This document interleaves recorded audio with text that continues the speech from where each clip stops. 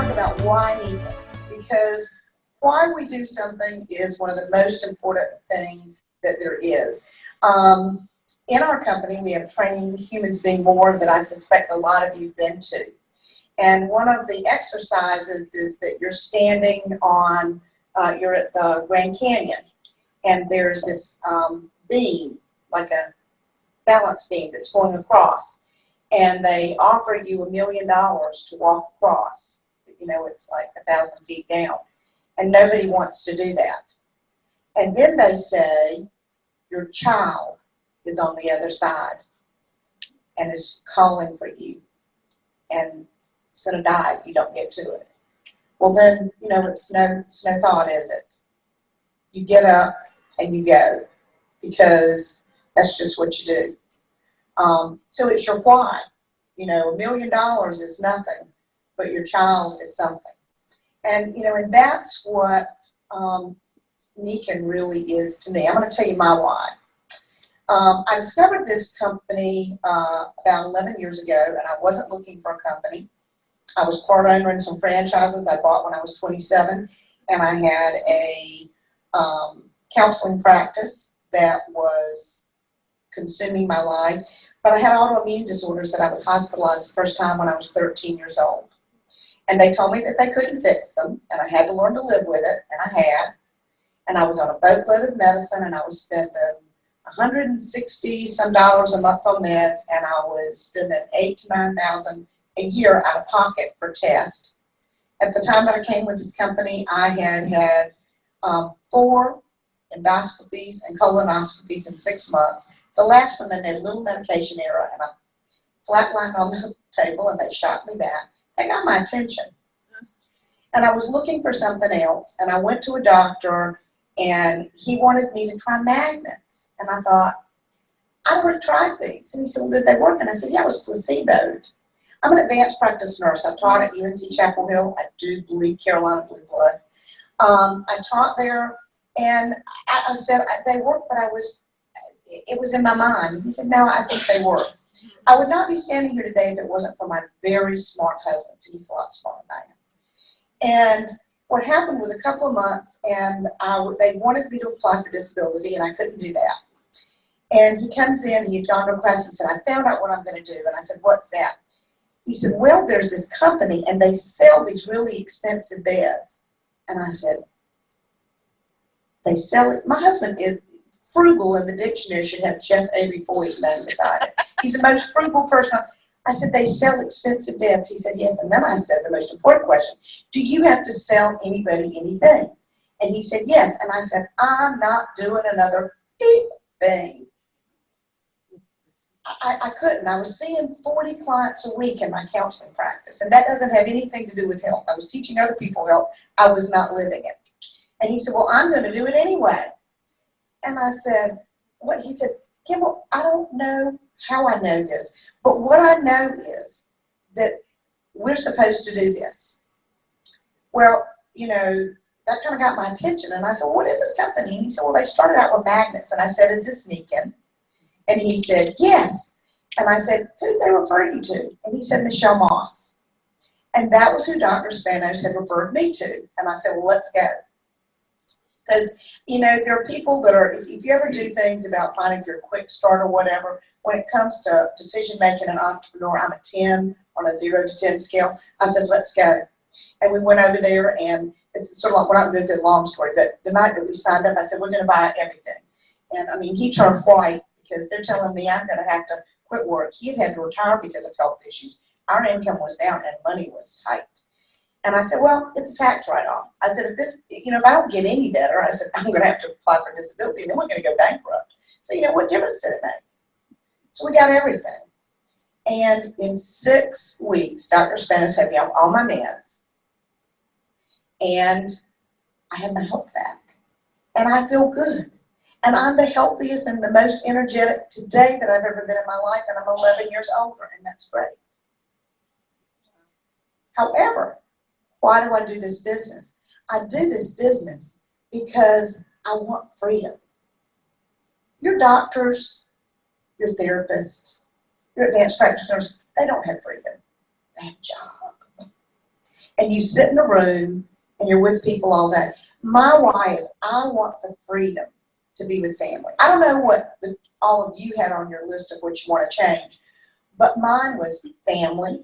I want more time with my family. They're reproducing. I've got grandchildren. I want lots of time with them. I want to be able to travel. I want time with my 82-year-old dad.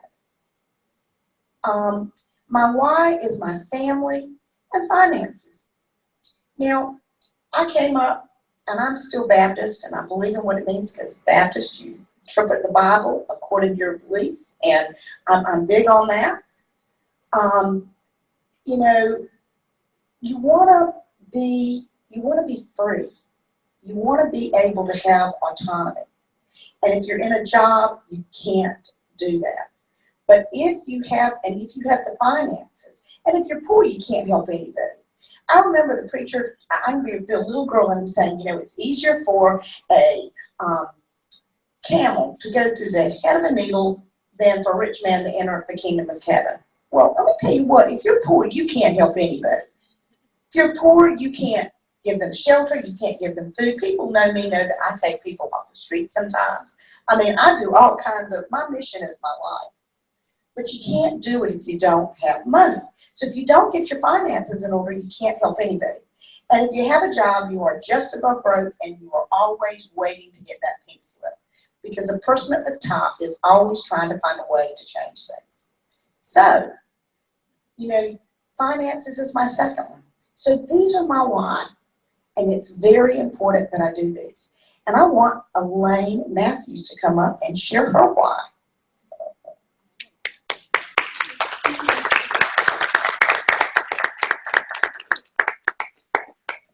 Hello, everybody.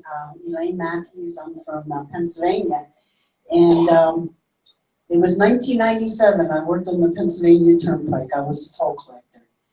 And worked at a pretty busy interchange near Valley Forge. I couldn't breathe. The fumes from the cars and trucks, the diesel, the dust, the dirt. I was on 8 medications and I wasn't getting better. 6 months later, my doctor said, you're going to have to quit that job. He said, I don't know what else to tell you. He said, I don't know what else to give you. It has to be environmental. And I didn't want to quit. My son was in college. I was making good money. I needed it. I was a single parent at that point. And you know what? My brother introduced me to Nikken. I thought it was crazy. 1997, magnets? You got to be kidding me. And he did something really great. He drove home from Texas to Pennsylvania. And he got out of the car by himself. And he stood straight up and he walked without any agony, any discomfort, with a big smile on his face. And he was on all 12 medicines. I didn't believe him over the phone. But when he drove home and I saw him, wow, it changed my life. I started using those inserts. I had a bad ankle. Well, when I couldn't breathe, by the way, it helped my ankle tremendously. All the agony, the swelling and throbbing went away, and I thought, man, I need this for my whole body. But here it was, and I couldn't breathe. So what did I do? I invested in all the products they had. I got the sleep system. I got 2 back magnets, one on the front of my chest and one on the back. I went to work with that on my chest, and I could breathe. And in 3 months, I was off 7 of my 8 medicines. And by the way, I stayed on the turnpike another 10 years. So I could retire. I got my pension and I got out. Wow. And I moved from Eastern Pennsylvania to Western. Wow. Now, I got out of the turnpike early, too. We went on strike, and you know what? That's when it really hit me that I had something. Because I had another income. I didn't really get it before. I wanted to help people, but now I understood I had another income. And I got to retire early when my mom was dying. I was able to retire and take her with me to Western Pennsylvania. Wow. What's your why? What do you want? Who do you love? Folks, we got to reach out and help people. Thank you.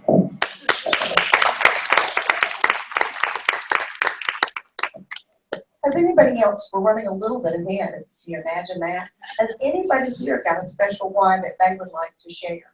Because I'll tell you what, when you know what your why is, and you're able to share that why, people will be interested in what you're doing. Has anybody got one they want to share? Thank you. My name is Mary Nielsen, and I've been a type 1 diabetic for almost 70 years, and I've done quite well, and I've written a book about what I've done. But the thing about Nikken is I've been involved with the company for 12 years, and in the 12 years, my health has just gotten better and better and better because of the products that I use. Everybody with diabetes or any problems with their feet needs to be on magnetic insoles because my feet have never looked as good. You know, I've had a problem all my life because of the diabetes when I was diagnosed. So anyway, my feet were always crummy looking. You know, I had fat deposits. I had all these problems with my feet because it's a normal thing with people with diabetes. But as I wore the magnetic insoles, my feet got better and better and better. And now I don't mind wearing sandals so I can show my feet off. You know, I still have red spots on them, so they're not perfect, but they're much, much better than they were. And I've got a lot of stories about the products, you know, the pie water. I had a problem burning my two of my fingers, and you know, when you have diabetes, you get blisters easily, and you have problems with healing. But what happened with me was I soaked my fingers in the pie water, and 3 times I did it that day, and the next day the blisters were gone. And this was a miracle because when you have diabetes, you always have side effects, you know. So anyway, I've got lots of stories. I've got a book, and so if anybody wants more information, I'm here for 3 days. This is Khaki Smith's story. I lent her the sleep system and the mattress topper, the comforter, and the pillow recently while she was on vacation. She says, I've had back, neck, hip problems since my accident in 2004 when I was hit from behind twice. It was a several car pileup, and I was second back from the car that made the quick stop. I had a dislocated disc, hyperextended my right leg from my hip, and when trying to recover from the first impact, so I would not slide into the car in front of me. I've had years of physical therapy, electric treatments, absolutely useless and expensive, touch therapy at Johnson & Wales Hospital, therapy to back specialist, and I see my chiropractor at least 3 times a month, usually once a week. All I have now is a problem with my sciatic nerve. For years it was on the left side, now it has moved to the right side. The only way to describe the pain to someone is like having a horrible headache all day and night for weeks at a time. I tried the magnetic topper and slept well the first night, and on my back, which I have not been able to do for years. The pillow cradled my neck just right. I have a computer neck from working on the computer too much. After more walking and shopping than I typically do and several hours on the beach, I was hurting and restless. The second night, I fell asleep. The next morning, I was sore. I pulled my left leg up while still in bed and felt an adjustment in my spine, a chiropractic term. I felt it all the way up my neck. I've never had that happen before. I'm not sure how it happened or what caused it, but it sold me on the magnets and saved me a chiropractic visit. After 5 days of sleeping on the topper, I felt so much better. My typical sleep pattern is to fall asleep around midnight, toss and turn, wake up at 3 a.m., and again at 5 to 5:30 a.m. exhausted, and fall asleep again around 7 to 9 and doze off and on during the day. It is crazy and does not help when trying to lose weight. We ordered the queen size so her husband could also have the benefits of the magnets. He had a ruptured disc years ago and has had fused disc now. And she says she's not expecting a miracle cure with a topper, but it did help me to sleep better and feel rested in the morning. And they called and got it yesterday, I think. Powerful.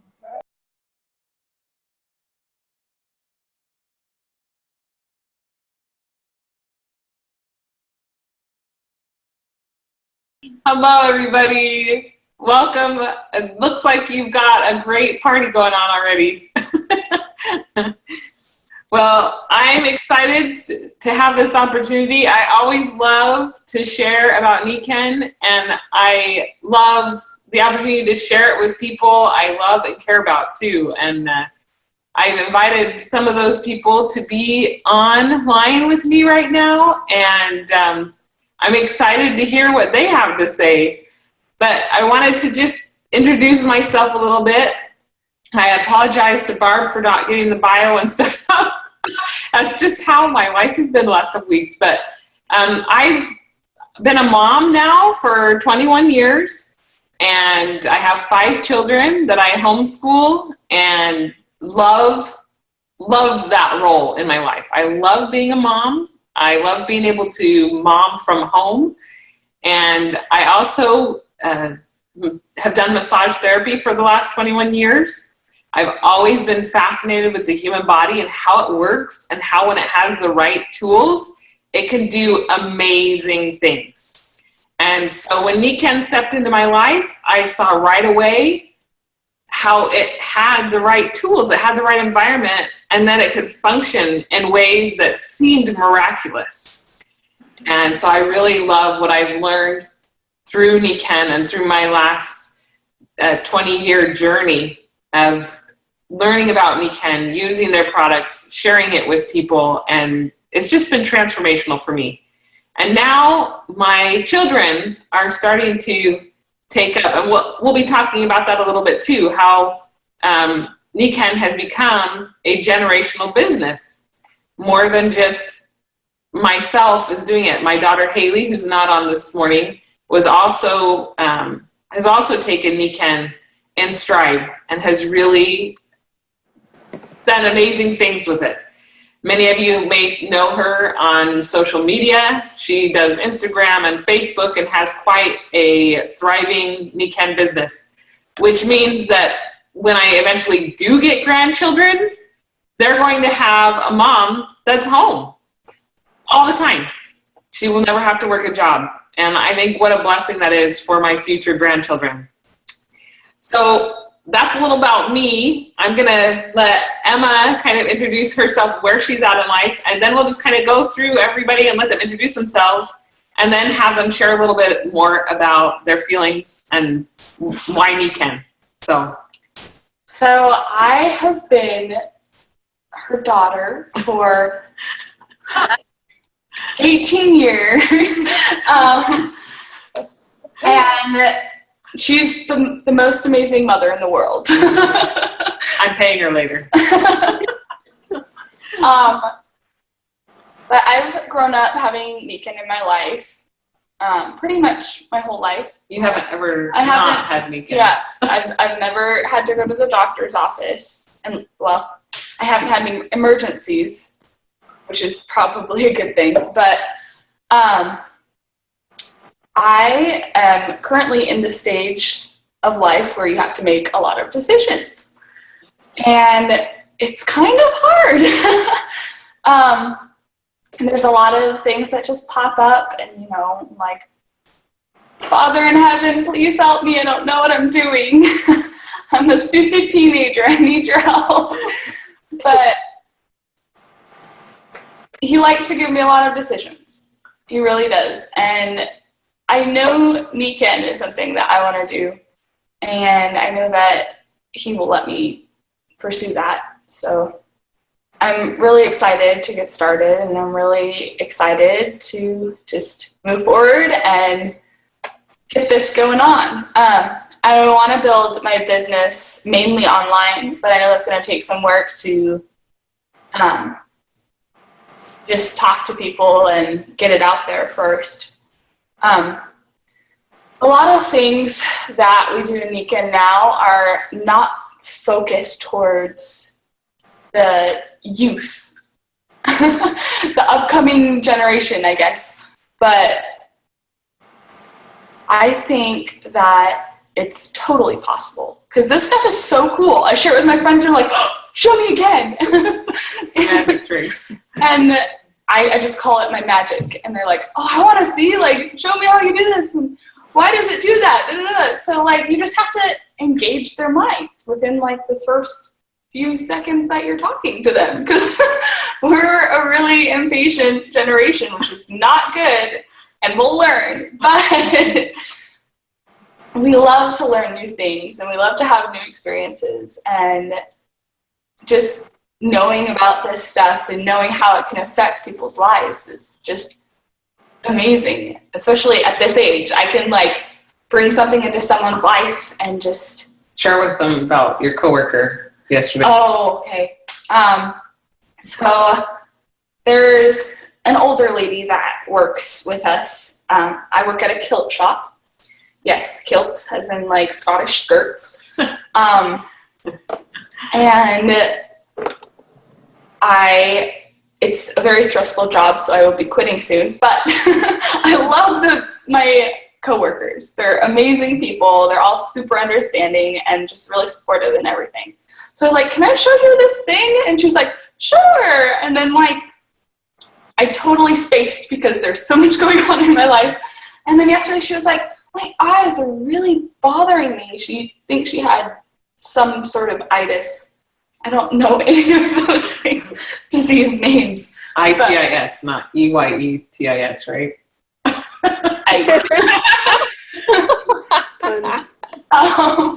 But I was like, can I show you this thing? My mom's stopping by later and she has a water spritzer in her purse. And she's like, water? And I'm like, yeah, it's magic water. And she's like, yeah, sure, it couldn't hurt. It's just water, right? And I'm like, yep. And so I showed her the hand demo, the one where you take them and have their hand, and squeeze their hands like this, and then you spray with the one hand. That feels more stiff or tense. Yeah. And she was like, what? It was awesome. So she's going to spray it on her eyes and see if that helps, and hopefully it does. I'm bringing her a jug of water today, and she wants to get the water system, which is really cool. So I'm glad I got to help her in that way. I just think this company is amazing in that way. We have this family of people who just wants to help the world, and that's how we're going to change it. That's awesome. Thank you. Fantastic. You can see why I love what I do, because the harvest is plentiful. There's nothing more amazing. I know all of you who have children out there share the understanding of how incredible it is to see the fruits of your labors and just be able to enjoy it. And it's so fun that we get to be in business together. We're not just mother and daughter, but we're business partners, and it creates a connection that lasts long after they leave the house too. So next up we have Rachel Dye. She's a surrogate daughter. I met Rachel through her mother. Her mother learned about Nikken and loved it, and she says, my daughter needs to know about this. And so she and her mom got on one of my Zoom presentations together one night, and that was probably the longest Zoom presentation to date. Was quite a record. I had so many questions, but it was super fun. And Rachel, I don't know if you can unmute your mic, but why don't you introduce yourself and what your interests are and what you see Nikken doing for you? Okay. Can you guys hear me? Okay. So my name's Rachel. I am a stay-at-home mom and a student. So my son is 16 months and he is just rambunctious and keeps me on my toes. And I'm studying psychology, and because I've always been interested in the way the human body works, you know, the mind and why people do things the way they do things. And I love, I call it psychoanalyzing people. I love psychoanalyzing people and figuring out why they do things the way they do things. And so Nikken just kind of, helps fulfill that, I have anxiety and depression, and so sleeping on the sleep system has really helped with my anxiety, because a lot of it is triggered by lack of sleep, especially because we sleep in the same room as my son, and he is very dependent on me still. And so like last night, he was up every 2 hours, and I still have energy today because I sleep on the sleep system. And Molly, she found me when I was having a lot of neck issues. I was in a really bad car accident about 2 years ago, and I got a bunch of neck problems. I got whiplash. I had a minor concussion, and my father-in-law is a chiropractor. And we think that maybe he started adjusting me too soon, like same day too soon. And so I think there are a lot of underlying issues with my neck. And so she found me when I was having terrible sleep. I was getting constant headaches. I couldn't move this part right here. Some nights it was so painful. And so I immediately got some tape and some magnets, and I started using that like religiously. And then just recently I got my necklace, and that has made the world of a difference. I hardly ever get headaches anymore. And it's a huge blessing. And it really opens up a door for me to talk to people about feeling better. I just watch people get sick, and like my sister-in-law, she is in so much pain all the time, and I don't want people to live like that. I don't want people to constantly live from pain to pain, or stomach issue to stomach issue, or it's frustrating for me to watch people struggle like that when it's something that I found a product that can help and can make you feel better, and so it's just very encouraging for me to be able to talk to people with these kind of issues. Last night I was talking to a friend, and she's got 3 kids under the age of 3. And I walked in and she goes, I don't know if other mothers are as tired as I am, but I am exhausted all the time. And there is maybe a 2-hour window between 9:30 and 11:30 that I feel good, but then after that I'm exhausted. And in my head I was like, ding. and so afterwards I was talking to her, and I was like, this sleep system, and I told her about Molly's story, about how Molly was had 2 children and she was exhausted all the time, and so I told her Molly's story, and she was like, really? And she seemed really intrigued, and she was it seemed really excited, because it made me excited because I can share this kind of energy and life for people. It's for me, it's offering a new life, and a life where you don't have to live exhausted 24/7, or you don't have to live from pain to pain, or stomach issue to stomach issue. So I love Nikken. Awesome. Thank you, Rachel. That was perfect. It is so fun to work. If you have any anxiety or nervousness about reaching out to this younger generation, folks, if you're wanting some fuel to your business, imagine waking up to this every day. It's just incredible. So it's awesome. And I love working with Rachel too. Next up, we have Abby and Cindy Pennington, another mother-daughter duo, and they are the dynamic duo. It's we met through, they actually lived in Colorado, and they didn't know, and we didn't know, but we followed them out here. So now they live about a half hour from us, and we met through some homeschool, we reunited and joined in some homeschool activities together. But they're fabulous people, a vast array of knowledge on all kinds of things, and I'm excited. I'll let you 2 choose who wants to speak first and introduce yourself and what your interests are and what you're doing now and what you see for the future. Okay, well, I'm Abby, and this is my mom, Cindy. And I'm 18, and I love music, and I don't know, you introduce yourself now. Okay. And I'm Abby's mom, and my name is Cindy, and I have a lot of interests, but mostly my main focus is my family, and that actually turns out not to be one focus, that turns out to be many, because when I'm managing my family, I have to be really good at time management. I have to be really good at psychology, child psychology. I have to be well-versed in nutrition.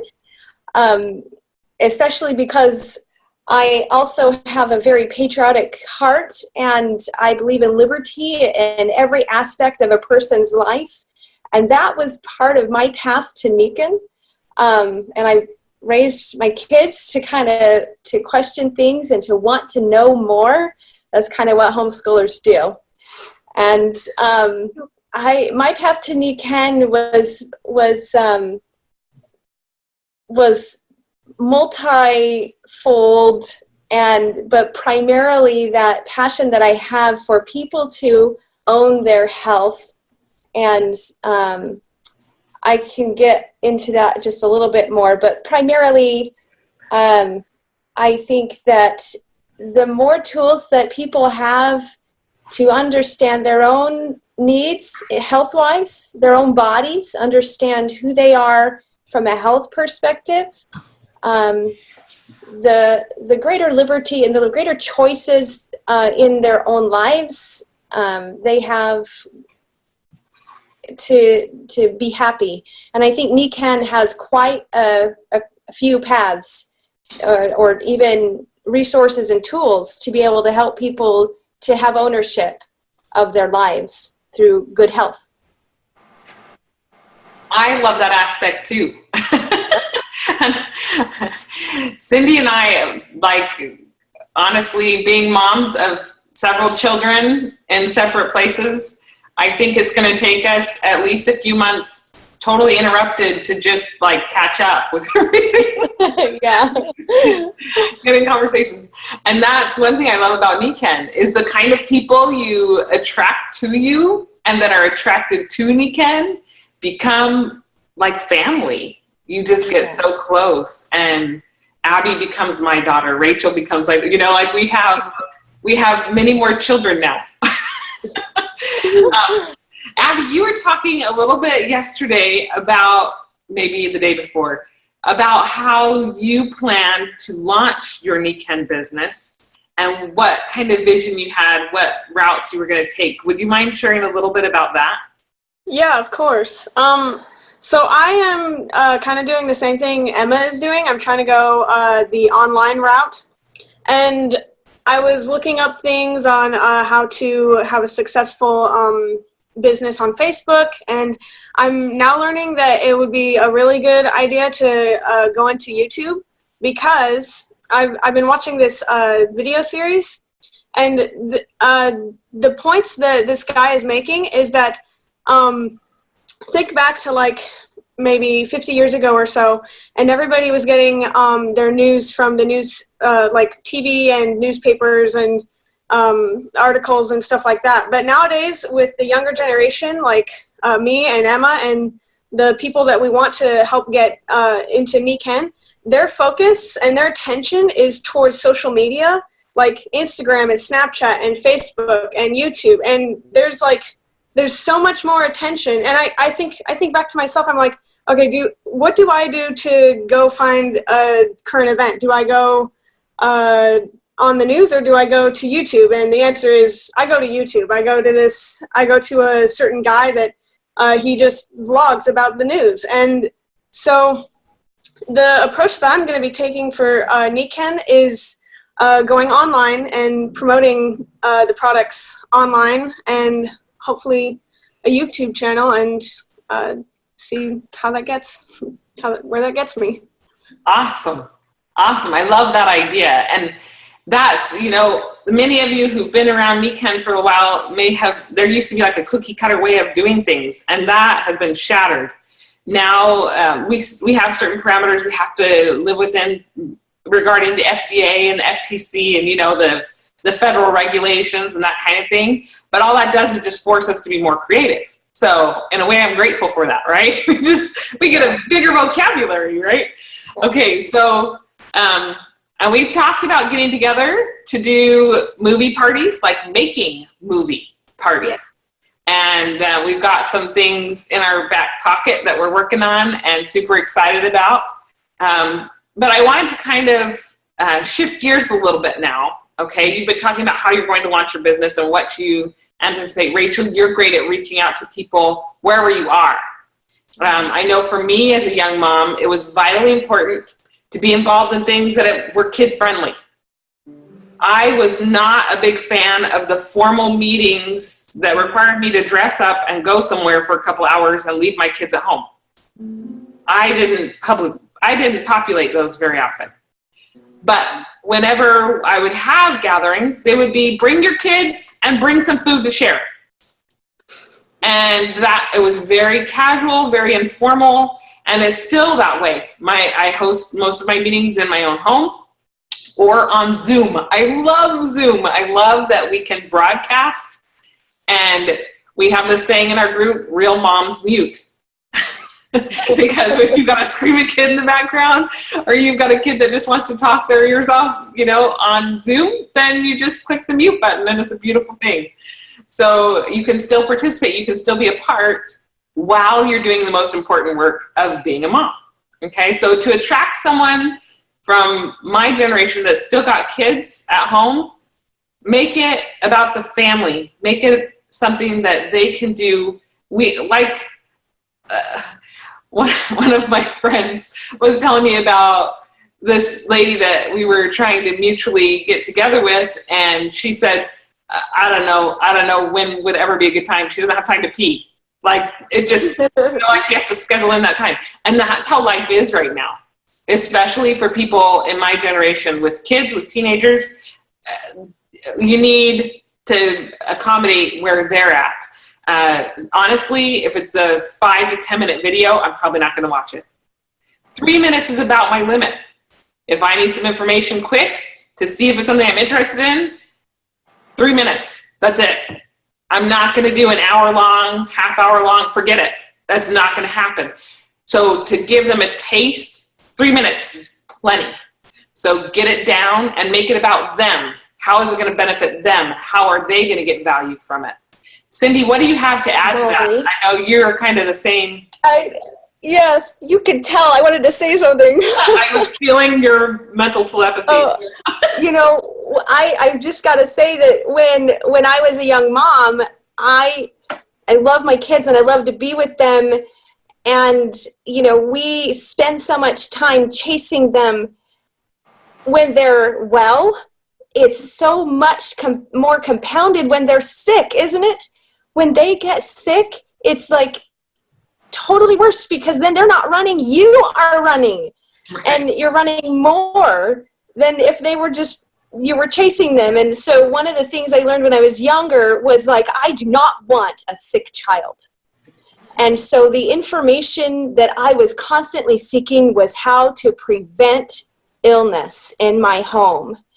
And anything, especially nutrition oriented, that I could use, I was chasing that, trying to research that. And there's this, that's the other hat that a mom wears, is you become very efficient in the home if you're trying to be creative with meals to see what kind of nutrition you can get into a child, because they eat like birds. And you've got to have superfood ingredients because every bit counts, because I do not want to go to the doctor. I totally agree with you. I used to talk about wearing my shoulders as earrings because I was so stressed out about the pass around. My kids shared famously everything. Yeah. They shared every illness that came in, into their lives, and I felt like it would just pass along from group to group. And so I totally agree. Moms love that. That's a great way to approach them is, would you like to know how to keep your family from getting sick? Here's some tools that may be helpful there. Great idea, Cindy. Okay, Rachel, you're a young mom. How can we approach you? I think it's very similar to what Cindy said. The way Molly kind of approached me, I hadn't even signed up for Nikken yet. And Grayson, my son, in the first year of his life, he was sick about 5 or 6 times. And I did not know what to do. I have had younger brothers. I have 3 younger brothers. And so I watched my mom take care of them. But it's a completely different story when it's your kid. especially when he's getting sick 5 or 6 times in a year. And I was frazzled. We'd gone to the doctor. It was like every 2 or 3 months. And I was like, well, what's wrong with him? How can I prevent this from happening? I hated seeing him so miserable. He was running fevers. There was a week where he was running fevers. He wouldn't eat anything. He wouldn't drink anything. I had to feed him through a syringe. And it was breaking my heart. And I think it was around that time that Molly was like, hey, do you want to learn how to like get him better and like keep him better? And I was like, yes, tell me where to be. I'll be there right now. And she was like, just come on over. And I was like, all right, we're there. And I went over before school. I took my husband and we sat, and she showed us the green enzymes. She gave us a blanket, and she just like welcomed us into her home. And it was an amazing experience, just feeling like, you know, it's like she is my second mom, you know, and I just, like, I love her for doing that, and teaching me how to take care of my children. And she approached me so subtly, and that's what I think is the major thing that I loved, because when me and my husband first got married, we bought a brand new 2015 at the time, 2015 car, because of pressuring salesmen. And I promised myself after that moment that I would never be pressured into buying anything ever again, because I hated that situation. They were yelling at us. They were like pushing us. They were like, well, what can we do? Let's do this. Let's do this right now. We want you to buy this car right now. And I felt so overwhelmed and so pressured and so out of my element. And I was angry leaving that dealership. I was angry that we bought the car. I was angry at the salesman. I was angry at my husband. I was angry at everything. And I never wanted to feel like that ever again. And so the thing that I loved about Molly is that she approached me very subtly. She's like, if you want this stuff, cool. If you don't, cool. You know, and I think that's how we should approach people, like, you know, not pressuring them into a sale. Like, think about like the people and how these products can benefit their lives, and listen to what they say, and gear those products that would help them the most towards them. You know, the lady that I was talking to yesterday, she said that her grandmother on her mom's side, she's got dementia, and she said that it runs in the family, that her mother had it before her, and she is terrified that she's going to get dementia. And so I talked to her about like the clarity pills and the sleep system and things that are more geared to her. You know, I didn't try to touch on you know, the magnets just yet, because she didn't say that she had any pain or you know, a discomfort. And so I tried to, you know, take the products that would work best for her and tell her about those. And she seemed really responsive when I did that, you know, because it showed that I was listening. It showed that I cared. And so I think we really need to be focusing on that aspect of like caring about the person and not like a sale or, you know, just another number. So. Awesome. Well put. Okay, there's our 5-minute mark. Here we go. Abby, in just the next minute, do you have any closing thoughts, any ideas that you'd like to send us off with? Well, I think just that, I think we just need to figure out who our audience is and who we want to sell to, and if we can do that, whoever it is, if it's like people the age of like 45 to 60, or my generation, the younger generation, we just need to figure out who our audience is and how we can market specifically to the audience to be able to sell our products. That's huge, Abby. That's huge. Thanks. Awesome. Just knowing who you want to attract is huge. I used to feel like I wanted everybody in my business. And I learned really quick that was not correct. I don't want everybody should use the products, everybody. But I don't want everybody in my business. Yeah. It's the select few. Cindy, how about you? Do you have a 1-minute closing statement to send us off? Yeah, you know, I wanted to just really quickly speak to, you know, who do I choose to talk to? our family is blessed to be able to be on one income.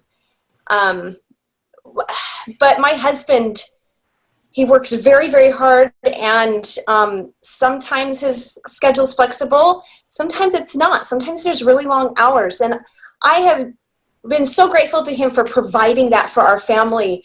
We are just every day full of learning and exploring life and really loving the discoveries that we make every day.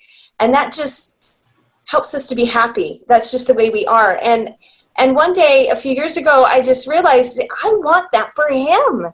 Now, he is also blessed to be able to be in a career where he loves to learn and he has opportunities to progress. But there's more to life than your career. And sometimes, even if people look like they have things put together, taking the time to get to know them and be their friend and know their situation, their family dynamic, and to get to understand what their dreams are, eventually you begin to see how Nikken can fit into their life. So if there's someone that you see that you think, oh, we get along really well, nurture that friendship, because I think that eventually the path will be opened up for you to see how they can incorporate products and maybe even see a way to build another income on the side that will free up their time to be with their family and to build memories and to be able to pursue their passions and interests that maybe, that everybody has dreams that they feel like they've tabled just a little bit. And if you find someone that you feel like you get along with really well, like Molly was just talking about, everyone should use Nikken, but I can't get everyone in my own group. Build your group with people that you know you can get along with and help them see that they can have their dreams now. So, amen. That's time. That was beautiful. It takes time to build relationships for some of those people. Sometimes just like that, like Molly and I, and man, I was ready. And Molly was like, wow, this is great. Let's talk about this. But for other people, it takes time to build a relationship for them to open up because they've had to put away those things. Right. And so patience is something we learn. And that's the last thing I just want to say is I love who Nikken has made out of me. That's what really drew me, is that I love who I've become through doing Nikken. I love, it's not easy.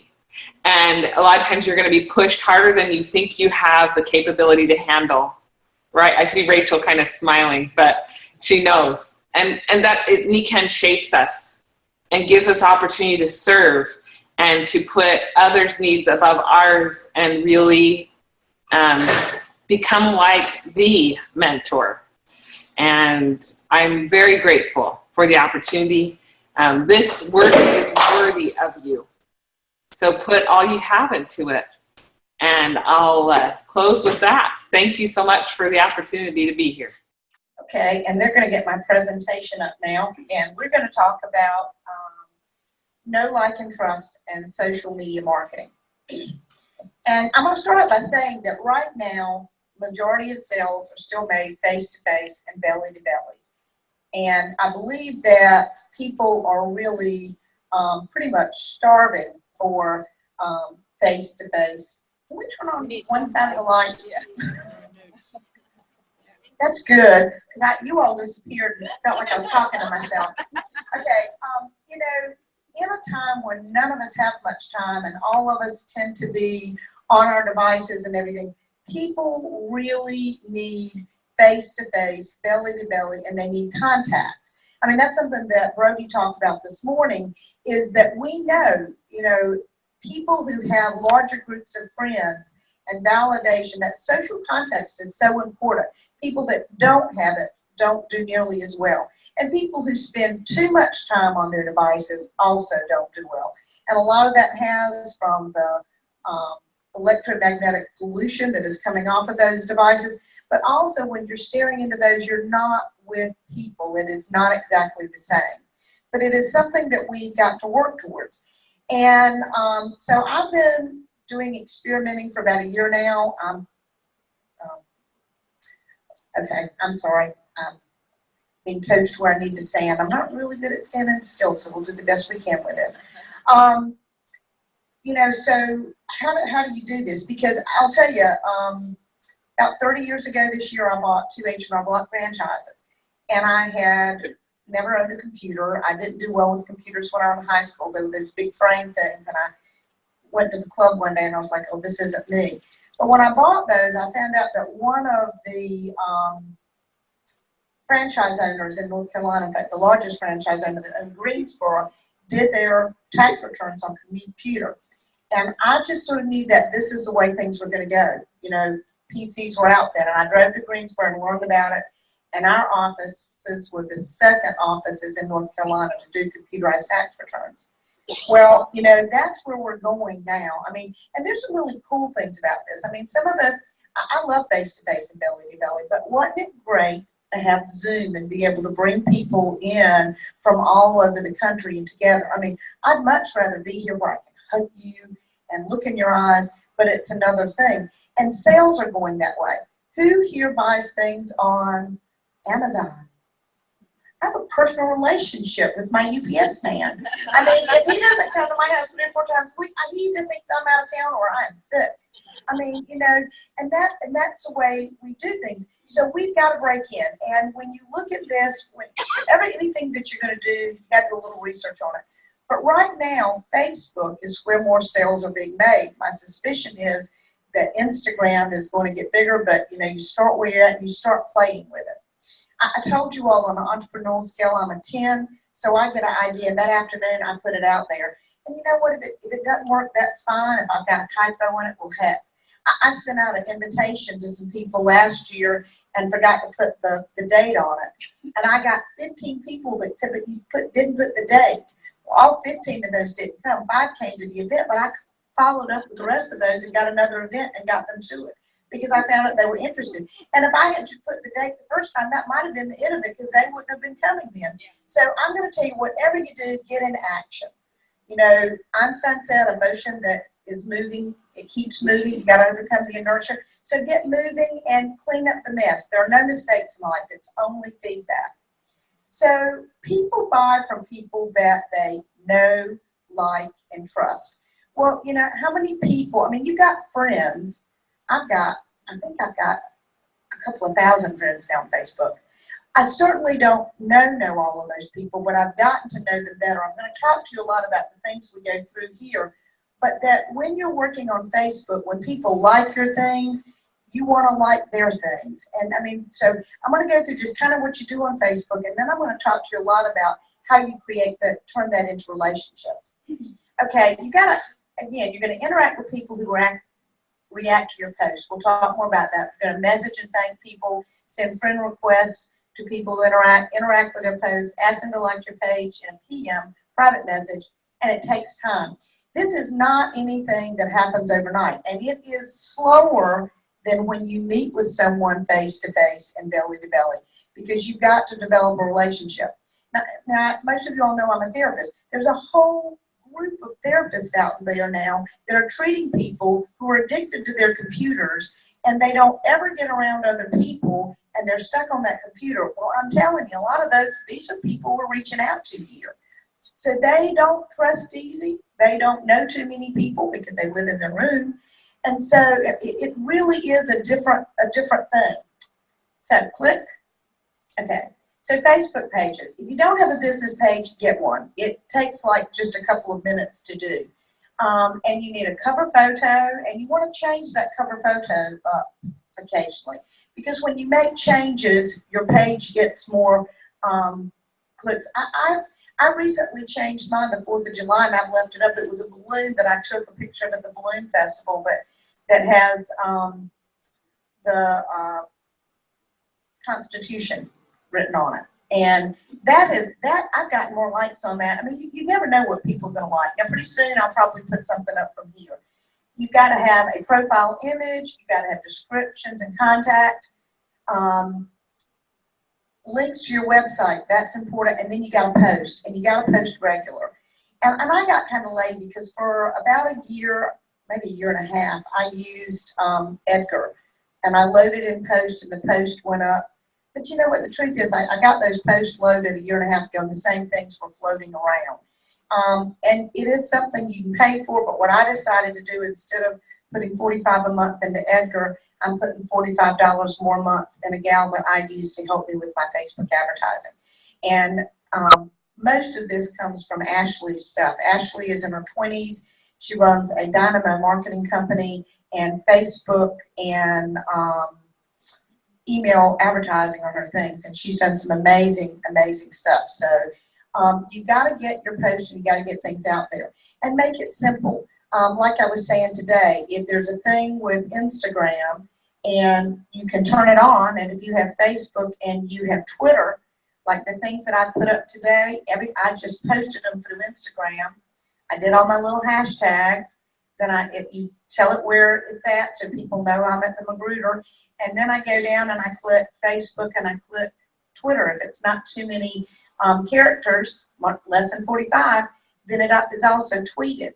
So, you know, work smarter, not harder. Okay, next. So how do you write posts and monitor posts? Well, you need social media post ideas. This is a blog, and I would suggest you write this down. This is one that Ashley does, and it'll give you some ideas. Blogs are great. I have a blog for Nikken, and I'll tell you, when I go to meetings like this, I make notes. Year before last, Ben Woodward said, Nikken's starting a blog.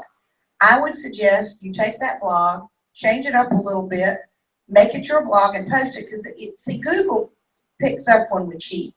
And if all the words are the same, they know that that's something else. Well, I don't have time to do that. But I've got a gal that for $15, she rewrites the Nikken blog so that the words aren't the same thing. It doesn't come up that way.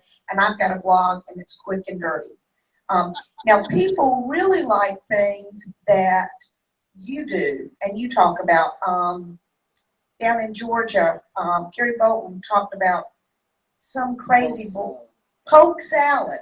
He did a poke salad on his blog, and he got more likes and more contacts and more Nikken business out of that than anything else. So on my to-do list is I want to start shooting some sort of just blog that I do about something in between with the Nikken ones, because I think that will get more interest. But you gotta be putting these things out there. And if you don't have much time, think about how you can do it quickly. You can get somebody like Ashley, and I would be happy to share information with her. You can also find a savvy high school student who knows all of the social media stuff and pay them. Now remember, with him, you're going to be experimenting. You're not really going to know what you're getting, but they're really good at typing this stuff up and putting it in and knowing what to do. It's about getting in motion. Click. So the goals of social media marketing.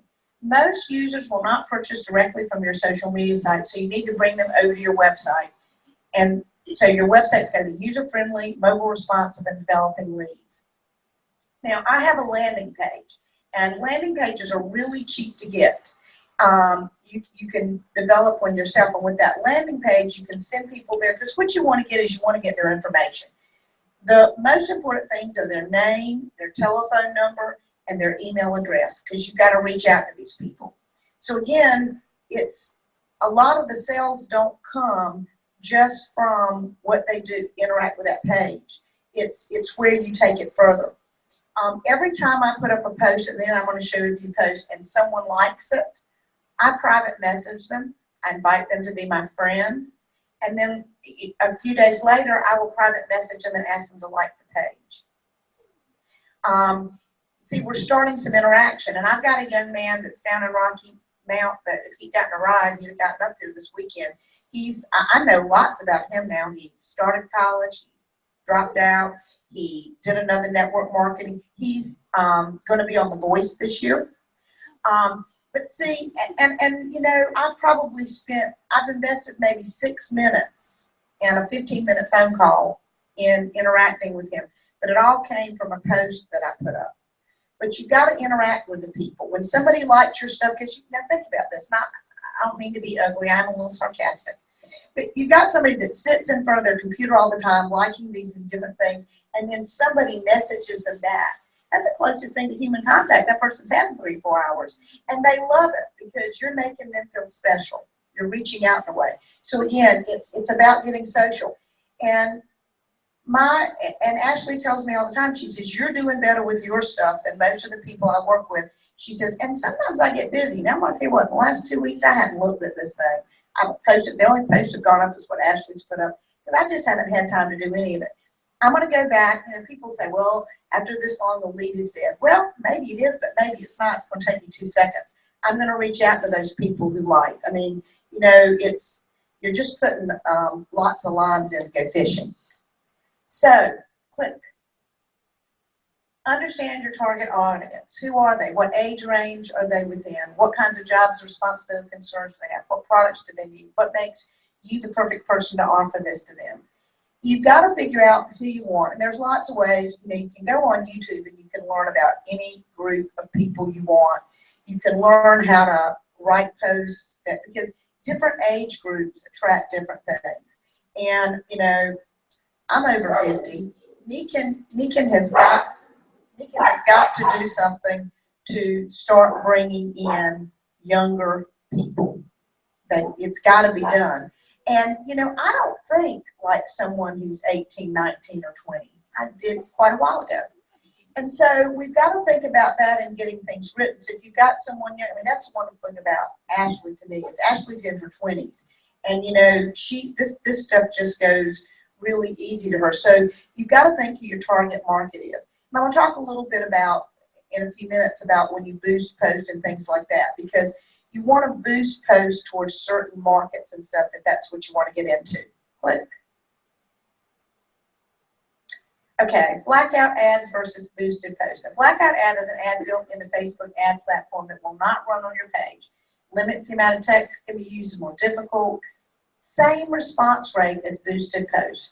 Boosted posts are a post run on your page that is boosted towards an audience who has never heard of your business before. So I don't pay for the blackout ads because if I'm going to get the same thing out of a boosted post, it's just easier. And I'll show you a few that I boosted at the end. So, you know, different things work for different people. I'm all about how much I can get for my buck. And okay, next. Tips about crafting Facebook ads. You keep the text friendly, conversational, and short. And don't forget that your interest-generating lead call to action. Use an image, but keep in mind that only 20% of the image can contain text. I very rarely do anything without a picture. And I'm going to show you some of the things that I put up, and even if it's a 30-second movie clip, people like live. Again, think about this. This is a person that's sitting in their home, and they're sort of living on their computer, and if they can see a still words, I mean, it's just like black and white. That was one of the reasons I did this. You know, this is just black and white. How exciting is that? Not too, but it's really easy to see on the screen. But when you get pictures and colors and you get interaction, but when you get movie, then they feel like you're there with them. Click. Okay. Targeting ads. Now, this is really important. Demographics, geographic areas, psychographics, place, etc. Now, when I'm targeting ads, and one of the things I am going to have business in Mexico. I'm going to have a big business in Mexico. And so one of the things about 6 months ago is I put something up about, I can't remember, and I couldn't go back far enough. I didn't find the ad when I was doing this. But it was about, I would love to have business in Mexico. And then I boosted it. And I boosted it towards people who speak Spanish and English. And that post went wild. Ashley called me up and she said, I can't believe this. And so that's one of the groups that I'm targeting now. And I've got a pretty big following in that area. This young man that's going to be on The Voice is originally from Mexico. So, I mean, when you're targeting, when you boost a post, never boost it. Because there'll be these things, do you want to boost to your friends and their friends? No, you kind of already got those people. I mean, when I'm doing this, I'm fishing for the people that are other places. Now, I kind of like people in my state right now because I really want to get North Carolina rocking and rolling. I love to travel, so when I'm where I want to be there, then that would be a larger area. You can do it all. But you want to think about who you're looking for. If you're, the age, but like I said, the Spanish English speaking, that has been huge. Now, I'll tell you what's very interesting is the people that ad gets, since they're Spanish and English speaking. I've talked to a number of these people that they don't speak any more Spanish than I do, but somehow or another, likes and all, they get picked up in that area. Next. Okay. Interacting, that's the most important. Invite them to like your page. I talked about monitor response. Ensure that no one makes negative comments on the post. If they do, contact them and handle the situation. So here's this is a post that just went out the other day. Now, when I have a coupon, Nikken doesn't let you do the 25% off thing anymore. So when they click on that for the coupon, they get the information, and then I have to get in touch with them. And what I do is I process their order on my Square, and then I purchase it through my credit card, and it's shipped to them. Now, in a way, that's even a better thing because I get a voice contact for them when they make that order. But I've also got their information. And that was, I did some, she did some filming for me, and I've got some different videos and commercials that we've already done, and I'm getting ready to do more. And you guys, all of you want to be in San Antonio in October, and there's going to be a certain number of slots. For $100, you can get a commercial done, and that is uber cheap. This is one I ran. I mean, it's just a warning. You see 1,537 people were reached with that boost. And that was a young woman who died after drinking energy drinks. And so you're building the people that are here, and you want to see how many you can get involved. Click. I'm doing webinars now, and I'm going to start doing these on a weekly basis and put them at different places. I did these last year at Christmas, and I got pretty good stuff off of it as far as sales go. I did one for each, I think, the 12 days of Christmas. But again, it's another way for people to go see you and make a relationship. Click. I took this from Julie Tara. She put it up, I copied it, I put it in and put it online. Got 284 reached. But, you don't ever know what's going to go. You just kind of play with it. Click. And again, I'm fun, spiritual self-care coach. Let me introduce myself. And it's about 30 seconds. But I got 1,756. I got 433 views. So again, what got the most? Well, the girl that died. I mean, she was a pretty young woman. Someone died. They looked at that. But also it's the movies. So I've got to finish up. Like I said, I haven't got this all finished out. You need to talk to Tony Collins. Tony Collins makes a lot of money doing what he is doing. But we all got to get out there. So remember, what are you supposed to be doing? Are you taking pictures and posting? Hashtag East Coast Healthy Wellness Long One and hashtag Nikken. Thank you.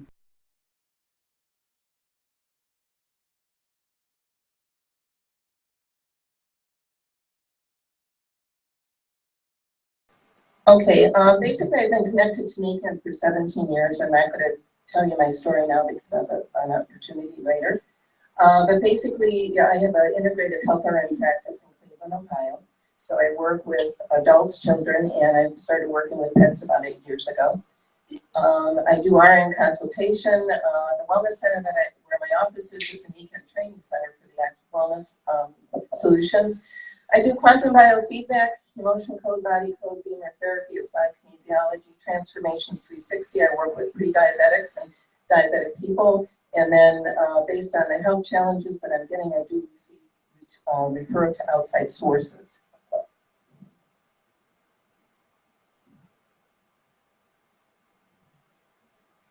So basic is that your pet depends on 2 factors to stay healthy. The quality of their food, water, air, sleep, and exposure to the healing energies of the sun and earth. Sound familiar? Those are the people in Nikken. And how well their bodies detox every day. The important thing here is that your pets depend on you creating the environment for them to live in. And it's not their choice.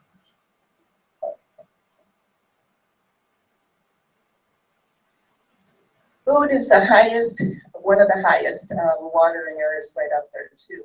But basically, there's a book out there you can read. The author is a couple books. Ann Martin, Foods Pet Die For and Protect Your Pet, More Shocking Facts. Bottom line is she is a New York Times investigative reporter, and she had 2 young dogs that died suddenly. And the veterinarian did autopsies on them, and they found a sleeping medication, Nembutal, which is used to euthanize pets. So that sent her on a several-year journey investigating the pet food industry, and these 2 books are the result of her investigation. So again, become an avid label reader, not only for the food that you eat, but also for your pets. The first 4 or 5 ingredients on a pet label is the majority of the pet food. You don't want any wheat, corn, soy, or byproducts. According to her, byproducts are meat that has been deemed unfit for human consumption, roadkill, and euthanized pets. All right, and I'll get into that a little bit more. There are rendering plants across the United States where these items go to and then sell their ingredients to the pet food companies. And again, the Nembutal is used in euthanasia. Does not degrade during this rendering process. So that's how basically the sleeping medication got into her 2 pets. And these dogs died at the age of 2, 3, and 4 years old. So what I found out from her was that the oversight for pet food in the United States is done by the Pet Food Trade Association, which is the Association of American Feed Control Officials. And basically they have no regulatory authority. Down in the bottom, it says that they're supposed to be providing safeguarding the health of animals and humans, but then you start talking about providing a level playing field of orderly commerce for the American feed industry. That basically is how can I make the most profit. These goals are achieved by developing and implementing uniform and equitable laws, regulations, standards, definitions, and they do develop enforcement policies. But again, they have no regulatory authority, which is a problem.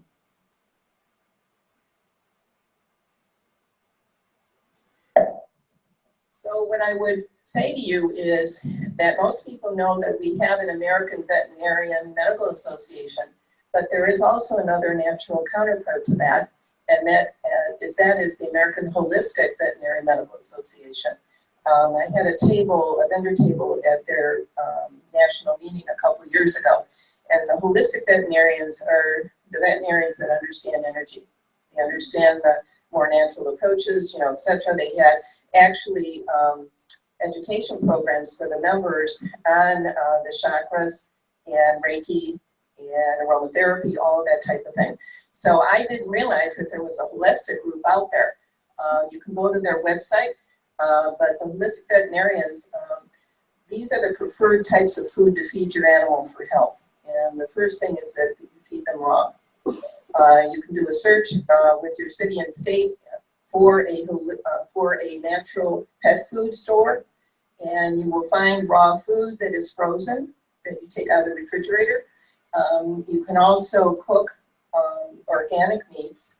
I would not recommend that you just take chicken, that is not marked organic or not marked properly. Second is canned moist food, and the third, last, is dry food. Regardless of what you feed, you want to add more water. All right. Our pets are dehydrated just like people are. They've lost their taste of thirst, okay, because of the environment out there, and you always want to add the extra pint of water. The waterfall is up there. I have my clients do a test by putting the tap water in one bowl and Nikken water in the other bowl, and surprise which bowl the animal goes to. I put the shower heads up there also because I work with dog, cats, horses, and birds. And horses have a terrible time with well water, and there's no controls. They don't test for Agent Orange, which was used in our fields in the 60s and 70s when they're testing wells. And I've had several horses be in toxic situations because of the bad well water. So while Nikken does not recommend for drinking, the shower heads for people, that's the only way to get better water to the barn. So you can put the shower head on the hoses in the barns, and it does work effectively. I've done that with several clients.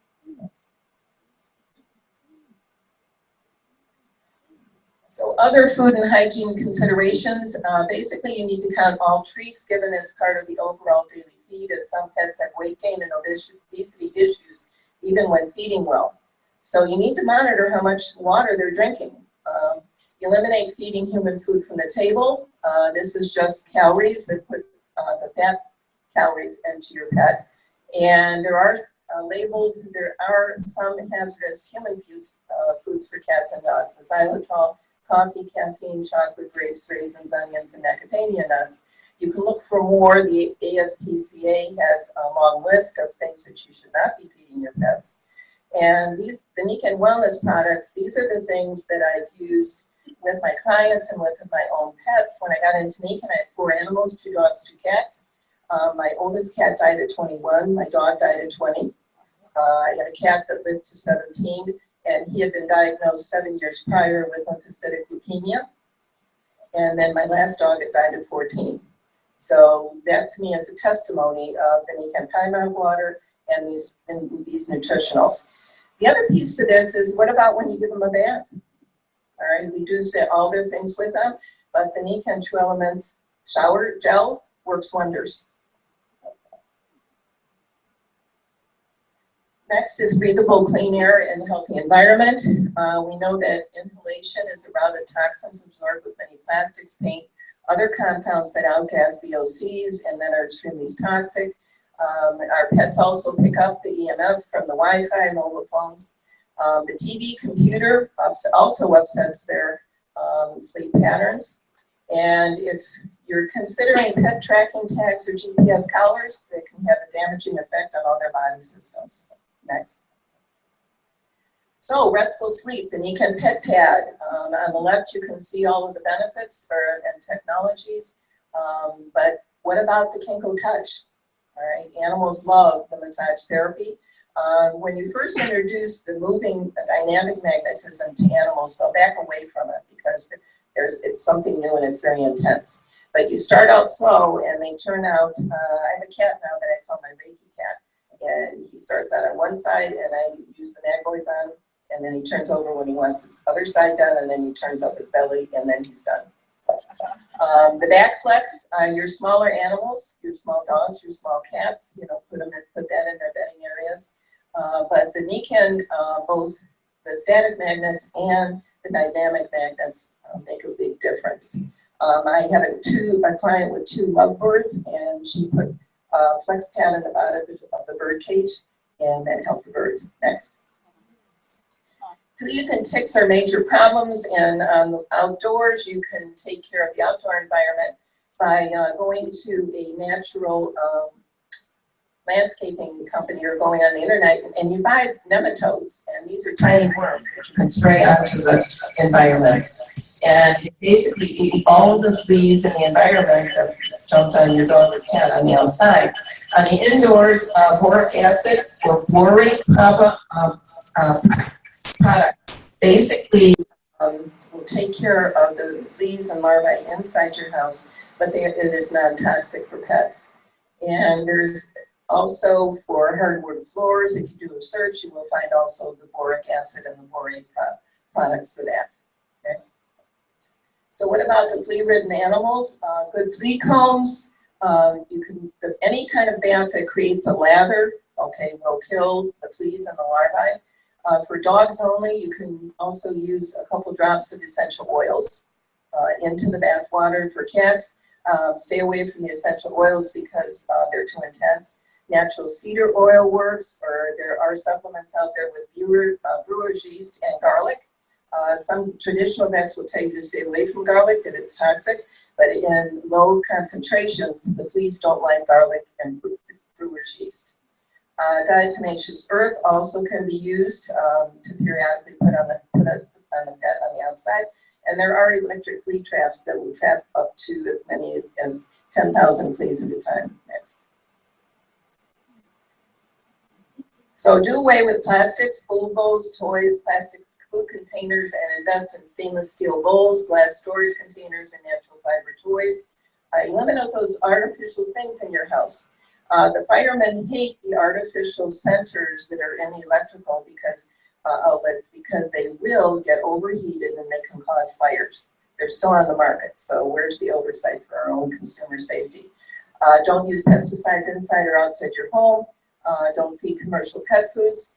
Some commercial pet foods have been analyzed and they found Roundup in it, okay, that has been actually from cows and animals, you know, from the environment, can cause all kinds of gut problems and health, and use natural bedding. Next. So I want to give you a few case studies, all right? This is Gracie. She is 10 years old, had issues with urinary incontinence, UTIs, lethargy, vomiting, with history of 3 urinary surgeries. Basically, we changed her pet food. She's on grain-free, and she lives in a Nikken wellness home now. The liver, the joint, and she's on a pet pad. And we also use a natural supplement called the Nanos out there. It's a simple sugar. Adults and pets can use it for chronic UTI problems. And outcome in 2 weeks, she went to the veterinarian and she had normal blood work and urine tests. And now we have a happy, energetic dog. Next. Next is Sandy C. And basically this cat, it has 9 lives. He was attacked by a hawk and he had both back legs with multiple deep puncture wounds. That assessment was done. And basically, most people know that cats don't like water. He readily sat in a dishpan filled with warm Pymac water soaks with colloidal silver, which is a natural antibiotic. And they did that twice daily. Did the J green signs, the lactoferrin in the liver. He had a pet pad and a travel comforter he'd like to crawl underneath. And outcome in a month was complete recovery with only a slight limping gait. Next. This is Jersey. This is a relatively new customer of mine, and Jersey was away at another home at a pet sitter's without the Nikken water for 10 days. She came home, she was listless, lethargic, and without her normal spunk and energy to play. The owner got her back on the Pymac water, put a power band necklace around her neck, and she was her old self in 2 days. Next. Mel, this is my cat, Mel, and he's 10 years old now. Had a huge urinary bladder stone and weight gain when he was 1 year old. He's not a good water drinker. The bladder stone was removed surgically. I put in a water fountain for his Pymac water. He's been on the J green times, lactoferrin, liver, omega green, pet joint, and the pet pad for his 10 years of life. And now he has a normal weight with no further bladder stones, and he's drinking well from the fountain. Next. Schrodinger, and for those of you in science that will recognize that name, that is a quantum experiment where the cat can be alive and dead at the same time. And this cat belongs to a registered nurse, and as nurses, we like to try and save everybody. This was a feral kitten that wandered into her home and had an infectious drainage from the nose and mouth, been unable to eat. The vet recommended to put this little one to sleep. Christina decided not to, had surgical intervention of the sinuses, warming antibiotics, and the Nikken supplements of jade, lactoferrin, and basically created a Nikken wellness home. And now Schrodinger is a healthy cat at the age of 4. Next. Delilah is a horse. As you see, a 6-year-old mare who was resisting saddling, wanted to stay in the barn, was getting winded going up slight hills, and well water was of uncertain purity.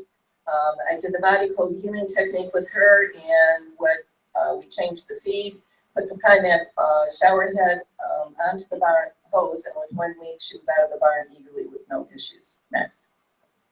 Jameson that also belongs to a consultant, and prior to Nikken at age 4 had a hip replacement.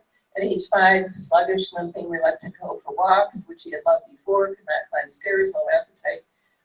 Started living in a wellness home, changed his pet food, put him on the barley grass, the liver, the lactoferrin, the osteoderms, the joint. Did the emotion code on him because the husband in this home was in hospice and ultimately died. And we also put this animal on Arnica montana, which is a natural pain herbal. Within a month and a half, Jameson was happy, readily going on his walks again, climbing stairs, gait normal, loves his owner's Nikken sleep pad. Next. And I want to close with my satisfied pet Mel, who, as you can see, is on a Nikken pet pad partially with his head. But I also want to tie in the 5 pillars of health, because the animals basically need the same 5 pillars that we're creating for ourselves. Thank you.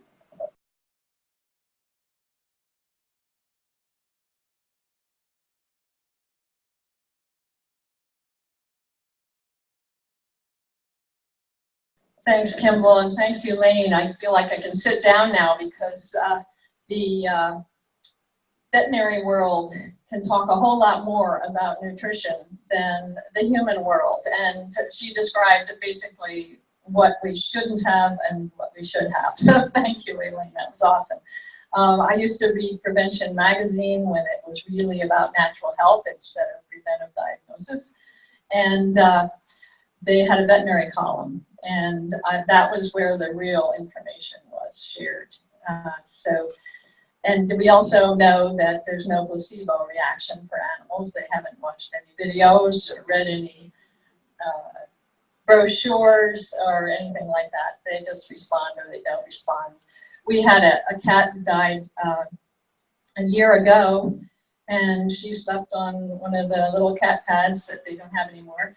And she ate all natural food, and she wore her power band from about the second day, because when we got her, she was a tuxedo cat, and they're crazy, just like in all the cartoons. She was basically climbing the walls. So I put a power band on her neck, and she became much calmer. Anxiety went away, but she was still very kittenish and very playful. The reason she died at 10 was she had a stroke after a rabies shot. Now, I didn't give immunizations to my kids. I never had a flu shot. I wouldn't do it, but I thought with a cat, it's the law. They need to have a rabies shot every year. So her 10th rabies shot, and she got a stroke in her hip and had no feeling in the bottom half of her body. There was nothing to do except she was in excruciating pain. And the vet said, yeah, it might have been the vaccination. Whatever. And he didn't charge me for putting her down. So anyhow, to people. I discovered nutrition through the back door. My mom never taught me to cook, and when I got married in 1969, I thought I'd be responsible for the cooking because I loved food. And I'd grown up with a grandfather who had an organic farm that he kept up on the hill behind the house I grew up in. And I also, you may not know him, but Scott Nearing is one of the leaders in the vegetarian and organic movement throughout the 20th century. And he was my great uncle. So I knew about him as well. But Mom didn't teach me to cook. She just wanted me to do my homework every day. So when I was married, I thought, okay, I got to figure out what to cook. And since my dad was a physician, I thought, well, I'll just study. What does it take to keep people healthy? Well, I had no idea there was so much confusion, misinformation, disinformation out there. And I now have a library of 40 books. I'm a certified clinical nutritionist. And my kids did not go to doctors except to get excluded from having to have immunizations before school. Pennsylvania did allow that. Now they're trying to get rid of it, but I don't know what the law is in Virginia. But anyhow, I did learn how to cook, and I taught myself nutrition, and then in the 80s I got certified and I taught it at a number of colleges through the 80s. And today most people do need supplements. I guess I can get in the picture there. Soil is depleted. Most soils, they're only replenished with the 3 minerals that make things grow fast. They're not replenished with all the micronutrients that we need, including vanadium and boron and so on. Nutrients are lost in processing. Typical diet is deficient of the RDAs, the recommended daily allowances, which are minimal. That's just to keep you from having deficiency. Sedentary lifestyle, you require less calories, but for many of your functions, you actually need more because of the stress of modern life and the environment. and imbalanced macronutrient mix. That's a nice way of saying too much junk food. Biochemical individuality. Everybody is different. Thank goodness we're all born with slightly different needs in every part of our body. And environmental poisons, which we have to deal with, mental and physical stress, and poor digestion. And I was lucky enough, my daughter had an issue and when she was first born, and I went to a lecture in 1982, was it? No, 83, and learned about Candida and the yeast problem. And half the country has a yeast problem. The doctors refuse to recognize it because they can't measure it. And they don't have any way to fix it except by trying to kill the yeast or change people's lifestyles. So that's what we do. And one of my favorite things about Nikken is that in Asia, they've known about this for decades and are always about supporting the digestion. They believe health starts in the digestion. And Kimball said, you know, the brain, the heart, and the gut. And there's a great deal of intelligence in the gut. In fact, there's intelligence in every cell in our body. There's also an immune system in every cell in our body. So next slide, please. I have a number of very academic-looking slides, so you don't have to read it all, but just to make the point that the studies exist. There's a significant decline in the nutrients in fruit and vegetable crops. And there's a strong correlation between the monocropping and the yield. The bigger the yield, the less nutrients are in each corn cob or each wheat berry. So the way we are farming today, there's all the pressure is on producing more, but it looks like the product. It doesn't necessarily taste like it. You know, my grandfather's tomatoes tasted completely different from anything you can buy in a supermarket. If you can get a hold of an organic tomato, it's better. But if you grow your own and really know that you have great soil, it tastes different. It tastes better. And your body knows. Your body knows that the minerals are there, the vitamins are there, the enzymes are there. The color is right. It's been picked when it's ripe instead of when it's just starting to ripen. So it makes all the difference. Next slide, please. Nutrient deficiency is way more common than we think. In my book, The 7 Secrets of Successful Parents, my second secret is basic needs. Families are not dealing with the basic needs, and that's where we come in with Nikken. Nutrition, sleep, good breakfast, good water. And people don't realize that these are the most common deficiencies. And in medicine, they just learn when everything breaks down because you get pellagra or you have an absolute deficiency of some B vitamin. But iron deficiency is very common, and in the middle of the 20th century, they were talking a lot about that. You know, Carter's little liver pills, I think, they're advertised. People still need that. They still need that iron. So they need the green vegetables, not the white vegetables, the green vegetables. Iodine is a huge problem. And vitamin D, we hear about that all the time, absorbing your calcium, keeping your bones healthy. B12, a lot of young women are going, in particular, tend to go vegan because of the ethics, and they read something that it will, what was that book called, Skinny Bitch? It's all about veganism. Ridiculous. And there's nothing wrong with being vegan, but it's really, really hard. Really hard. It takes a lot of education. It's best to follow an ethnic diet where they've developed, like in India, they've developed a way of being vegan and getting everything you need. And again, it's in the gut. The only way you can get the B12 if you're a vegan is you got to have a healthy gut where your bacteria produce the B12.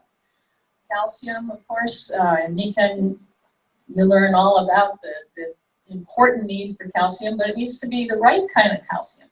If you're not absorbing it and metabolizing it properly, It sticks in your arteries and in your joints and causes all kinds of problems. It needs to be metabolized properly with all the other associated nutrients. And vitamin A, in the third world particularly, there's an amazing amount of blindness because of the vitamin A, and that comes from your colored fruits and vegetables. The magnesium, for 40 years I've been recommending extra magnesium, especially for American women. It's the first mineral that disappears under stress. If you react quickly if you get startled easily, if you don't sleep well, if you get those little sparks in your eyes when you close your eyes, those are all magnesium deficiencies. Memory problems, it's a huge problem in this country, and we need more magnesium than most of the supplement companies even give you, because they're assuming you're having a salad every day or whatever, but it's not happening. Next slide, please. So the modern American diet has gotten bigger and heavier on empty calories. I almost didn't use this because grains and fat, there's nothing wrong with them, but they're mostly refined in the typical American diet. And the fat is usually hydrogenated fat, has trans fats in it, it's polyunsaturated, which they're finding is not as cool as we've been told the last 40 years. And then the grains, of course. I had a professor 40 years ago from Toronto, actually, who said that in the next 20 or 30 years, there would be only 4 foods that people eat: milk, soy, corn, and wheat. And if you go into your typical supermarket, they say, oh, America, we have 3,000 foods in every supermarket. 94% of the foods are just manipulations of those 4 foods. And if you go to a traditional society in Africa that has no degenerative disease, they, in 1 year, they eat 3,000 different species of foods that are in their environment. And they're a lot healthier. Next slide, please. So obviously we're eating more and moving less. So this is just a chart of how little people are moving and being more sedentary. Next slide, please. Biochemical individuality. Roger Williams was a Nobel Prize winner and identified that everybody's a little different. So you need to know yourself to learn what is going to work best for you. Next slide, please. Again, we need more nutrients to deal with the toxins in our environment. And next slide, to deal with stress. And intestinal impermeability is really, really important because yeast, when the bacteria in the gut get out of balance, yeast takes over, gets into the blood, it causes a lot of autoimmune diseases, it also sets you up for cancer, and really can cause huge problems. And so stress is where the body becomes acidic. That's why our alkaline water is so, so important. Next slide, please. So nobody's looking out for us. As Elaine said so well, it's true in the veterinary world, it's also true in our food world. Chemical companies are controlling how we're regulating our foods. It's not for our health, it's for chemical profits. Next slide, please. So the answer, of course, is Nikken Wellness. We have a core system based on the Kenzen Vital Balance, the jade greenzymes, and the Siaga. That's the best way to start your day. And then any system that you want to support additionally, you can, it's so easy. That's what's so amazing about it. Next slide, please. So the Nikken's supplements are superior in so many ways. First of all, they're pharmaceutical grade, which means what's on the label is in every capsule. And that makes them much more expensive. It's a longer process to turn the big drums and make everything mix right, but it's worth it. No megadoses. That's huge because people read an article like, oh, I guess I need more B2, and they'll go get B2 and they'll get out of balance with the B1 and the B6, just as one example. They're formulated with a variety of food factors. They incorporate traditional herbs so that the body recognizes the supplement as food, not as an alien chemical that needs to be detoxed. They're labeled for easy use. They're priced competitively. They're organic based. It's the only line that's totally organic based and is organic enough to actually talk about it. Minimal fillers and focused on working with the body instead of manipulating it, emphasizing digestion, focusing on basics rather than the new hot craze. You know, we've been in nutrition long enough, you know, every 5 years everybody's focused on another thing. Like kale is the thing right now. Designed to support natural appetite regulation, particularly our Kensen Vital Balance meal replacement. Next slide, please. So that's the core of it, and I wanted to go make a comparison in two different Nikken products. So we're going to look at the women's Kensen Mega Daily 4. Next slide, please. So it's hard to read, but I just wanted you to see in the big box are the nutrients that everybody wants. And down other ingredients is just how they make it stay together in the tablet. So calcium carbonate, cellulose, uric acid, manganese stearate, and carbonic polymer. And if you notice in the percentages, it's basically very generous but well balanced. And that's so important for omega vitamin and mineral. So next slide, please. This is Centrum. It came through much better. You can read it. But you'll see that it starts with the calcium carbonate and magnesium. And if you go through there, there's maltodextrin, there's hydrogenated palm oil, there's cholesterol, which is not the best form of D3. Polyethylene glycol, no, you don't want that. There's so much you don't want. Polyvinyl alcohol. And the vitamins are right at the bottom. And they're all straight from the lab. They're not extracted from organic sources as much as possible. Also says contains soy. You don't need to have soy in your multi-mineral. Soy is 94% of it now is GMO'd, and it's never processed the way it was traditionally to get rid of the estrogen compounds. Next, please. Looking at Kensen Vital Balance, and then I'm going to be finished. Next slide, please. So this is the description of the Kensen Vital Balance. Look at this, it's just so beautiful. It's 1/3 of everything recommended for your daily intake. And the ingredient list, there's almost no fillers in there. It's organic guar gum. It's an amazing thing. Next slide, this is the most popular, it's called Shakeology. It's the most popular powdered mix. And the list of other ingredients, they do say non-GMO fructose, but natural vanilla flavor with other natural flavors. You should see the list that's included in natural flavors. It's unbelievable. And then it contains milk, and it's produced where there's egg, fish, shellfish, tree nuts, wheat, peanuts, and soy, which is what everybody's allergic to. And they're warning you that, oh, that may be in your multiple. So we've got the best. And don't go for Shakeology. Don't use Ensure. Avoid all of those things.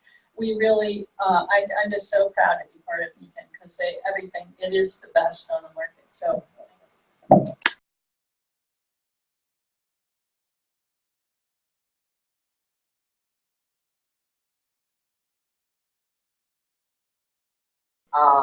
I used the progesterol, I guess when it first came out, I was on every kind of cholesterol medicine there was, and nothing ever seemed to make any real difference with the cholesterol.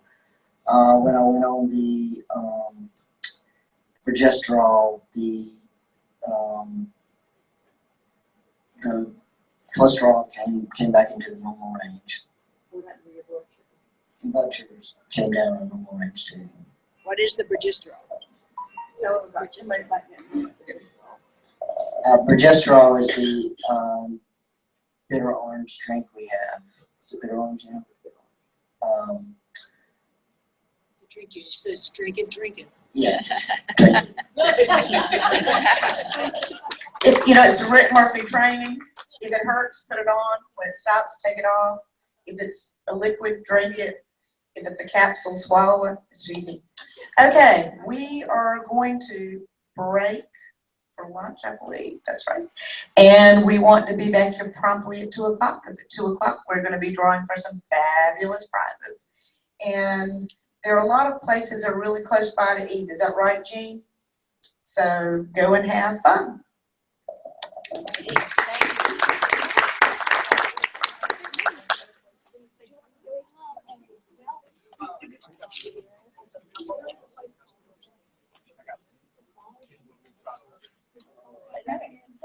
It's all in your head, all in your head.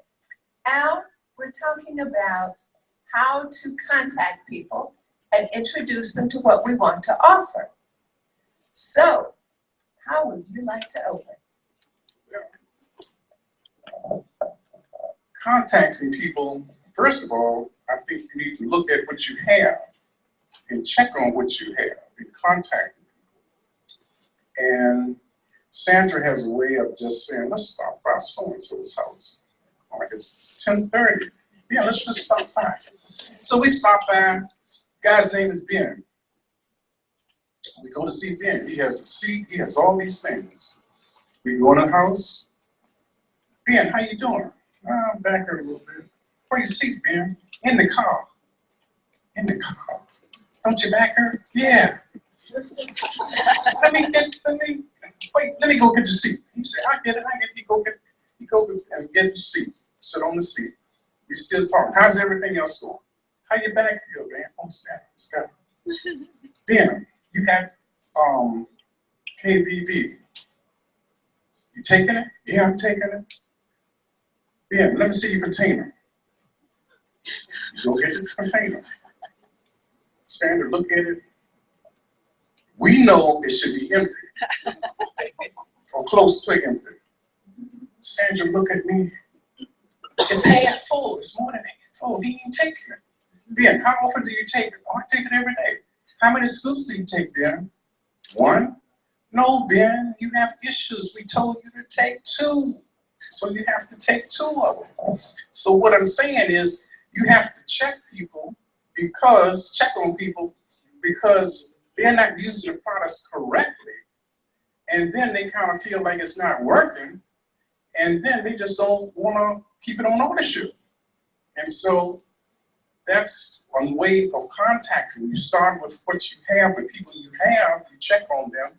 And after that, then you can branch off and check on some people and friends that you know that are not on the system yet. Because some people, it's hard, it's hard to keep up with some people. They're just always busy and always got this. And, oh, it was amazing one day. One lady, we know we could help her. And I was excited because we could help her. And she was walking and couldn't walk up the steps. And we've seen that before where once they put on the insoles, they walk up the steps. And the lady was just, I said, well, look, can you come to a meeting?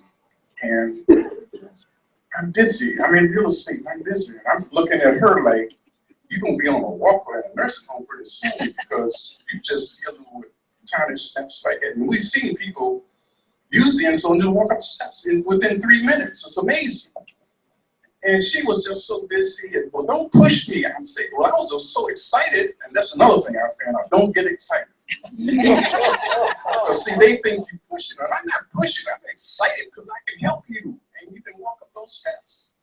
So that's another way, you just try to help people. Don't get too excited, really. Really. I think you would. I'm glad you contacted.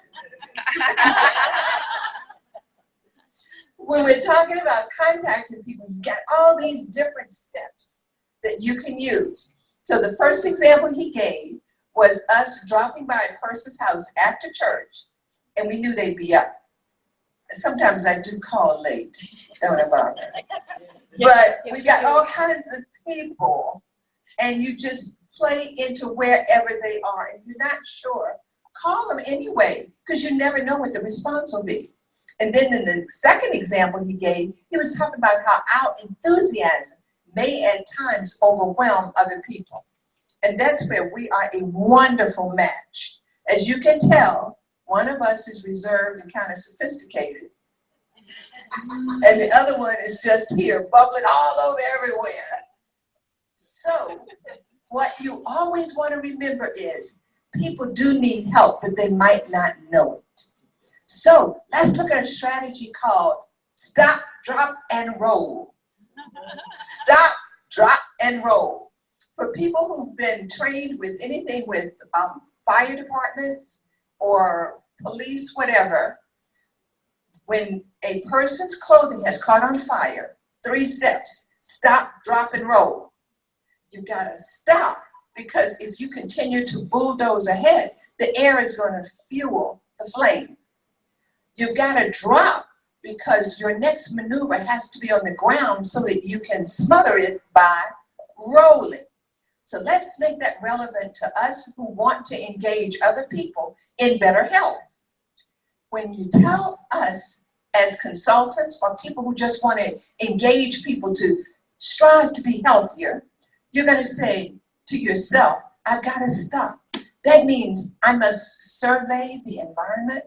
I must figure out if there is somebody I can help or if there's somebody I want to help.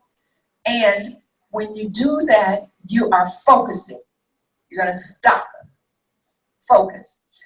The funny thing is sometimes when we go to a restaurant, I'll be walking behind Al slowly.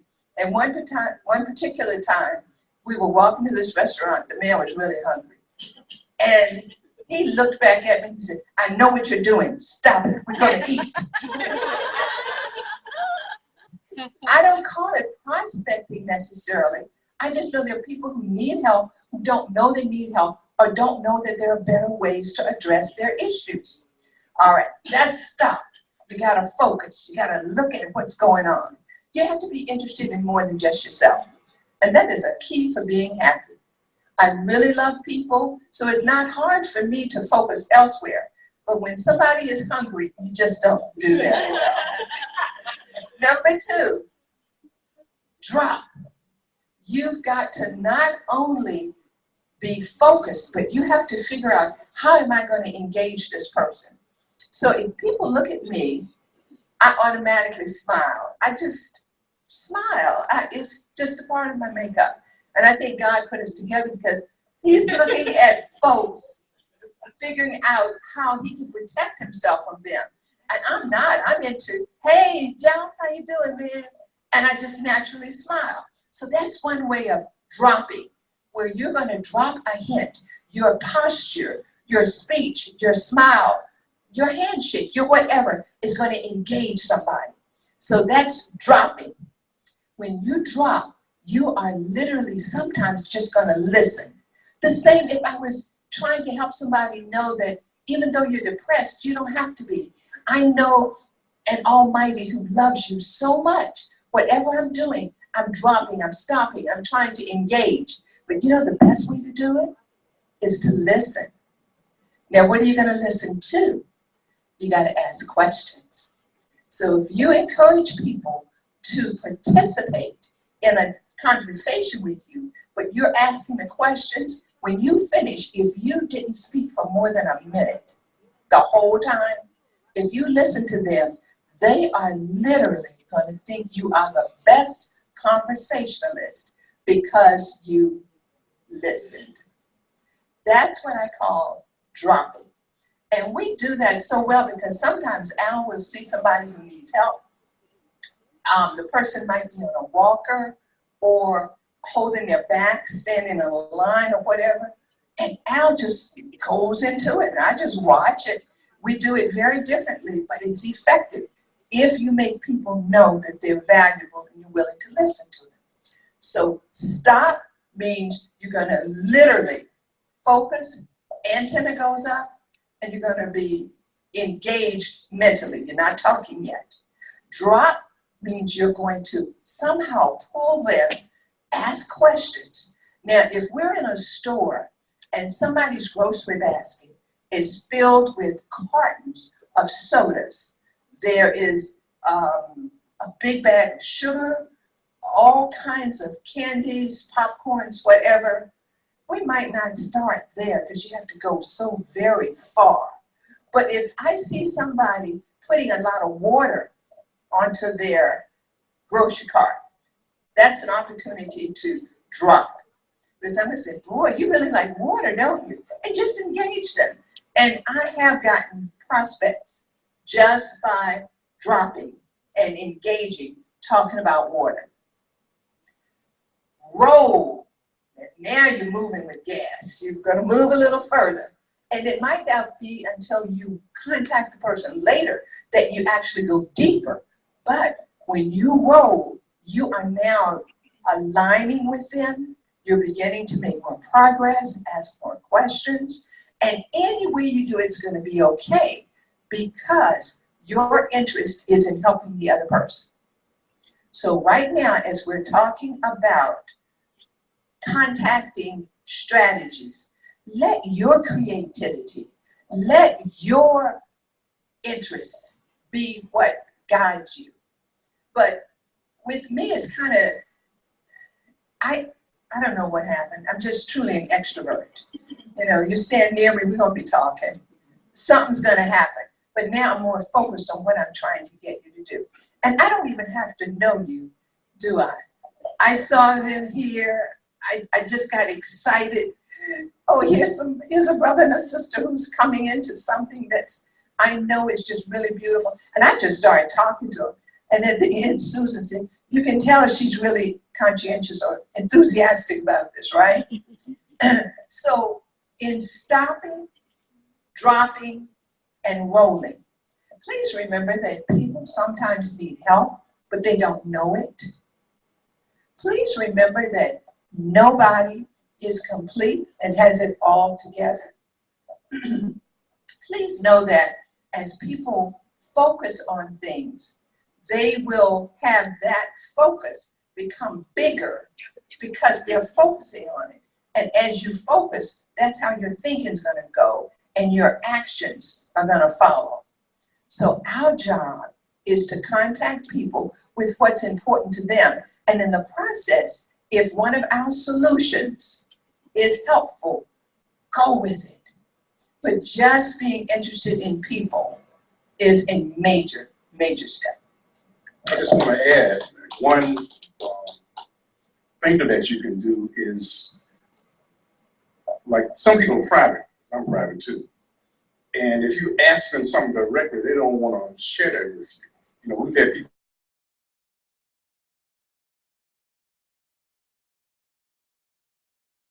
what you do is just ask them, do you know of anyone who has this or need this or is experiencing this? And then, oh yeah, I know so and so and so and so.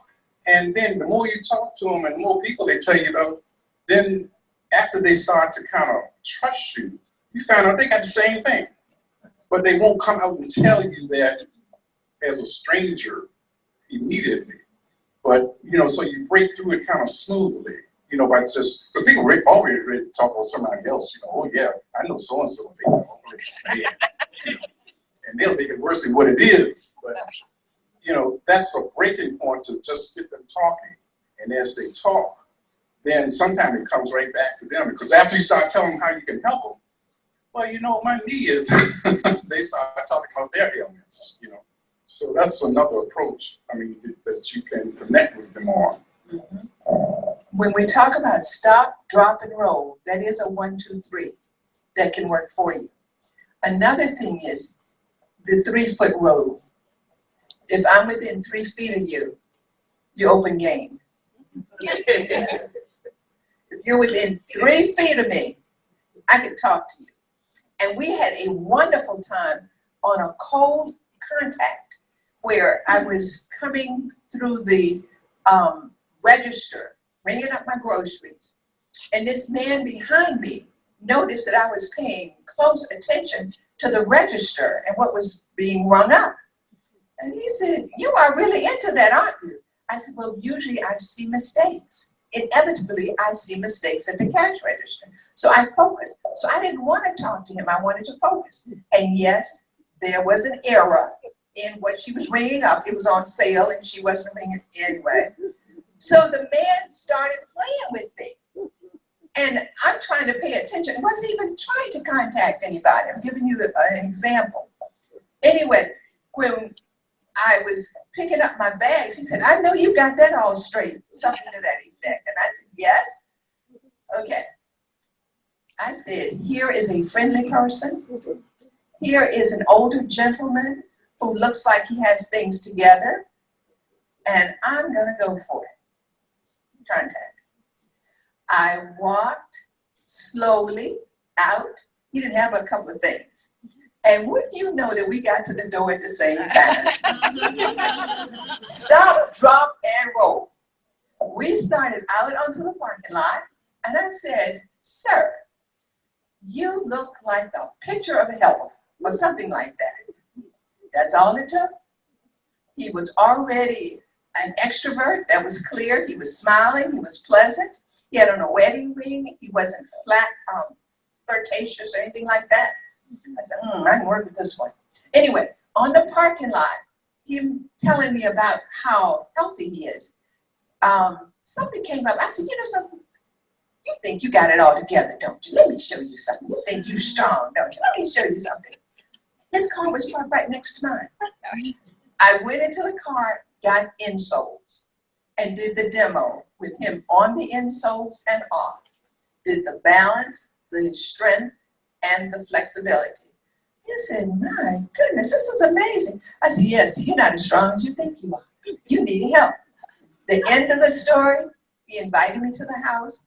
Al and I went, met his lovely wife, Eldora. They lived 3 minutes from us.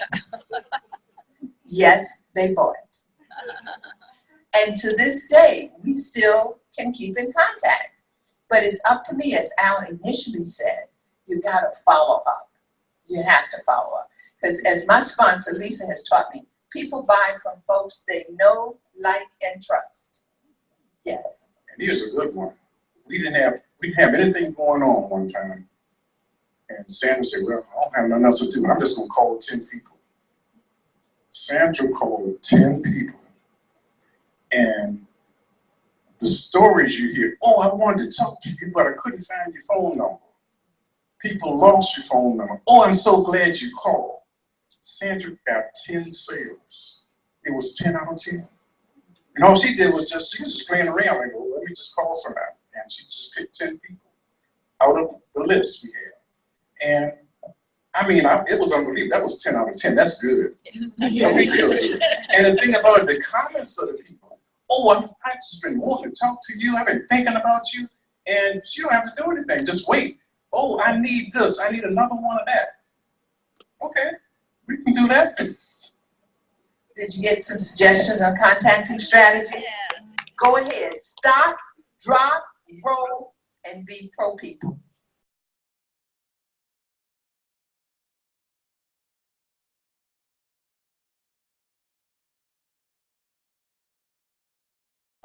I don't believe I have any patients here in the audience with me today, but anybody that knows me knows how much I talk about Wi-Fi and EMF to everybody. But it's a great, great, great concern of mine, particularly what I'm seeing in the pediatric population. So to give you a little background, I think most of you know me here, but I'm a pediatrician. I've been practicing now for 21 years. My practice is located in Prince George, Virginia. I trained. My medical training was from Georgetown University, and then I did a residency at Medical College of Virginia, VCU, in pediatrics, and I stayed in the area after I got so many great relationships. So I've been in the area for a long time. You can't hear me? No, we just can't see you. Oh. Oh, how do I feel on TV?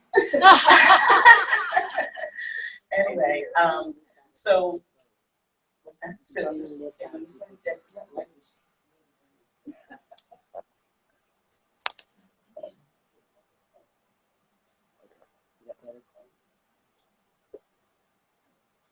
So I did my residency at VCU, and following that, I began practice with some colleagues of mine in Colonial Heights, Virginia. And that initial practice that I was part of was called Southside Pediatric Center. Well, I was practicing with a few of my colleagues for probably about 5 years, and I really got very fed up with the limitations of traditional medicine. And I was, even though I was trained well and I did everything by the book when I first came out, all I continued to see were very sick children. So what I was doing was not making a difference, and in my personal opinion, these children actually oftentimes came back worse off than they were previously. Between immunizations, they were always on the same medicine over and over and over again, but they would continue to come back within 1 to 2 weeks. So in my opinion, I really didn't do a very good job treating these children. And the first thing I say is, why do we keep doing things the same way and expecting different results? You know, the majority of my practice, in terms of respiratory illness, I have a lot of asthma children. Probably about 75% of the children in that practice suffer from asthma. Everybody has a nebulizer at home. Everybody's on albuterol and prednisone. And the only reason why I wanted to expound on that is because when I think back on my training, when I was trained to treat asthma in medical school and in residency, the same medicines that I used 25 years ago are the same medicines we use today. There is nothing new on the horizon. So the treatment of chronic asthma is usually bronchodilators, inhaled steroids, and then when you have an acute exacerbation, you go on to prednisone. There was nothing new in 25 years. So why would we expect anybody to be doing any better, or the incidence or prevalence of asthma to be any different? In fact, it's escalated. So that says, again, it just lets us know that we need to do something different. And so, boy, when I was introduced to Nikken, I was really excited. So let's go on and talk about Wi-Fi and EMF. Go on to the next slide. The only thing I wanted to say about this is how I trained in medical school. I would tell you today that what I am seeing in children in no way trained me for what I'm seeing today. We're seeing a whole new set of health circumstances in children. And we can go to the next slide. In particular, what I want to say about that is, I used to, when I first started practicing maybe 25 years ago, I would see acute illnesses. I might have a child come in and they, had an ear infection or a cold, and I could treat them with medicine the way I was treated in traditional medicine. And the kids would go home and they would seemingly get better, at least for a period of time. But that's not the case anymore. 85% of my day in my office is spent talking about neurodevelopmental issues in children. It is really a problem. I see in my practice between 1 and 3 new autistic kids a day. This year alone, I've had 4 brain tumors from January to March. And I see anywhere from ADHD to autism to developmental delays to anxiety to depression. This is what I'm talking about all day long. I am not a psychiatrist or a psychologist, but this is the business I'm in today. Everybody, all kinds of behavioral disorders. And hopefully I can share why, at least the way why I believe this is a problem. Let's go on to the next one. So these are just some of the chronic illnesses. I already mentioned them: ADHD, autism, developmental disorders, allergies, diabetes, obesity. We can go on to the next one. I just mentioned this. So in adults, they're seeing a lot of heart disease, stroke, cancer, type 2 diabetes, and arthritis. Next. So what are some of the contributing factors to these chronic health issues? Well, most of us know that, this is what I say to my patients: food isn't food anymore, water is not water anymore, air is not air anymore. There are a ton more of environmental toxins. Vaccines, oh my goodness, the number of vaccines on the schedule has, quadrupled. Right now, if you're starting your child in school, or you have a newborn child, from birth to the time they enter school, they get 49 immunizations if you go by the CDC and American Board of Pediatrics schedule. Okay, So let's talk about what I love to talk about. So even there are a lot of things that obviously have changed in terms of our lifestyles, and one of those things is technology. You know, most people today, at least the average household, to my understanding, has at least 5 internet-connected devices. Would you all agree that that's right? Who in here has Wi-Fi? Just so I remember it.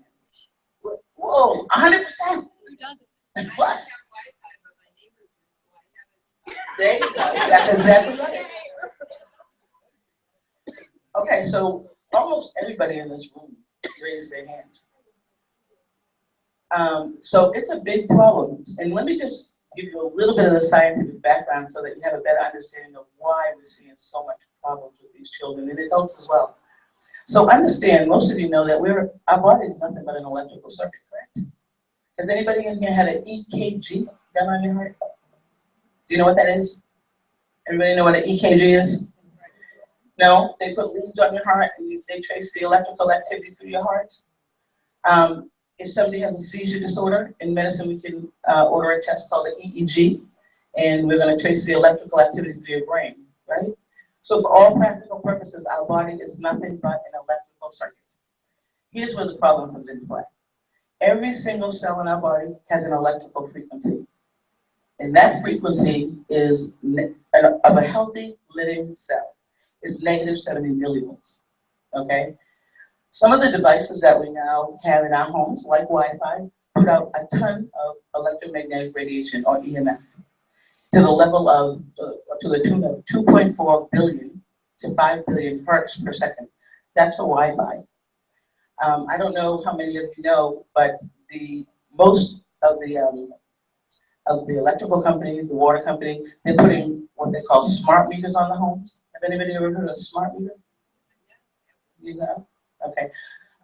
If you don't, you will soon. And you may not know when. But the bottom line is these smart meters put out 900 billion hertz per second. Our bodies, given our electrical frequency, that where a healthy cell functions, we were not meant to live in environments where we have electromagnetic fields with frequencies of 900 billion hertz per second. But that's what's happening. So one of the biggest things I see in children is, as a result of this, it's really disturbing the body's electrical circuit. And the one thing I'm most concerned about is it affects sleep tremendously. I now hear parents talking about their children not sleeping now 2 months, 4 months. I mean, you never heard of that kind of thing. But understand this, from the time of conception, that baby starts growing, including their brain, okay? And that baby's gonna continue to grow until we get that child to adulthood. So not only do I see pregnant moms walking around with phones on their belly, which is very disturbing, but then we bring that child home from the hospital healthy, and they come into this huge electromagnetic field because that's our lifestyle in our homes today. So right from the very beginning, these children are not sleeping. Well, when you're growing a brain and you want to grow a healthy brain, sleep is not an option. Think about how complex the structure is, and even the body. All these nerves need to come together and migrate and come together in a very particular way in order to grow a healthy brain. And in order for that to happen, children need sleep. And I'm not just talking about that they're lying down for 10 to 12 hours, but I'm talking about sleep. When I talk about sleep, I'm talking about sleep hygiene. So we're talking about length as well as depth. And it is clear that children in particular need more REM sleep than adults do, particularly when you're growing. So if we just stop and think about that for a minute, it really, to me, explains why we're seeing so many neurodevelopmental issues in children. So when you have children that are growing, or babies that are growing, of course you're going to see neurodevelopmental issues. And I will tell you, if you look at a graph in terms of the incidence where autism and ADHD has come from, it is exponential. The graph is exponential in terms of what we're seeing today. In adults, okay, we're already fully grown. We need sleep too, right, Lisa? And we need REM sleep, but probably not nearly as much as children do. So what are we seeing in adults? Neurodegenerative problems, right? Early Parkinson's, early Alzheimer's, early dementia. So it is really significantly impacting our health. And I'm more concerned, like I said, about children because this is when their brain is growing. The reason we sleep is for your nervous system, your brain and your spinal cord. And if you do get the proper rest, it's amazing how the body works. When you look at sleep physiology, I mean, there's a lot going on in the body when we sleep. More going on in the body when you sleep than when you're awake. And that's even more so true for children who are growing. You can go to the next slide. I got a little off track. But this is just reiterating what I just said. But I did want to make a particular note. If we looked at the electromagnetic spectrum, right? The devices that are now commonplace in our homes, like we're talking about Wi-Fi and cell phones and smartphones and computers and laptops and iPads, all of those lie, can you go to the next slide, in the area of the electromagnetic spectrum called non-ionizing radiation. All of these devices are where microwave live, okay? So what we're talking about is all of these devices are putting off microwave level radiation every day. And there's really nowhere you can go to escape this, right? You can't go to the library, kids can't go to school, they can't be in their home, they can't go to the grocery store, they can't go to the doctor's office, because it's everywhere. You can't even go to a fast food restaurant and not have free Wi-Fi. So can you imagine, at the time these children are growing and developing, they're just being bombarded left and right, 24/7 with microwave level radiation. And so if you look at the health of our children in this country, you can easily see by that alone, and I didn't even begin to talk about GMO food and all the other stuff.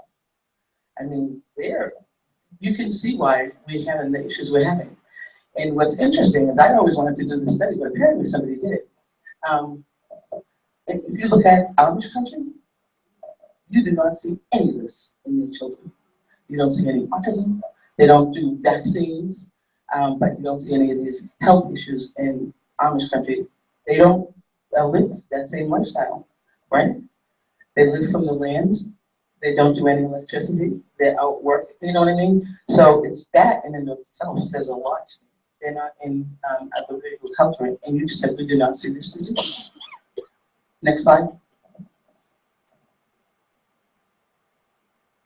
So this was really just to tell you that every single organ and organ system in the body has an electrical frequency. On average, it's -70 millivolts, but each organ, if it's healthy, vibrates at a little different frequency. When those frequencies change, it correlates with disease in the body. Next slide. Ooh, I didn't know about that fancy thing. My husband did that. Anyway, this is the electromagnetic spectrum. I was just wanting to show you the area where you see microwaves, where your cell phones and your microwave and your ultrasounds. Most people also don't know that your cordless telephones at your house actually are worse than cell phones. That's something I learned. But it's a big problem. Okay, next slide. Just to mention some of the health conditions or problems that result after being exposed to high-dose electromagnetic fields. Some people here might have even experienced some of these things. I've certainly heard a lot from both parents as well as children. Next slide. Again, just looking at what devices we use that are this microwave level radiation. A lot of people don't know about the baby monitors. They're horrible. But this is just, again, just to reiterate what we were just talking about. A lot of the fitness gear, everybody has a Fitbit and all this other kind of stuff. You're supposed to monitor your sleep, and at the very same time, it's irradiating you.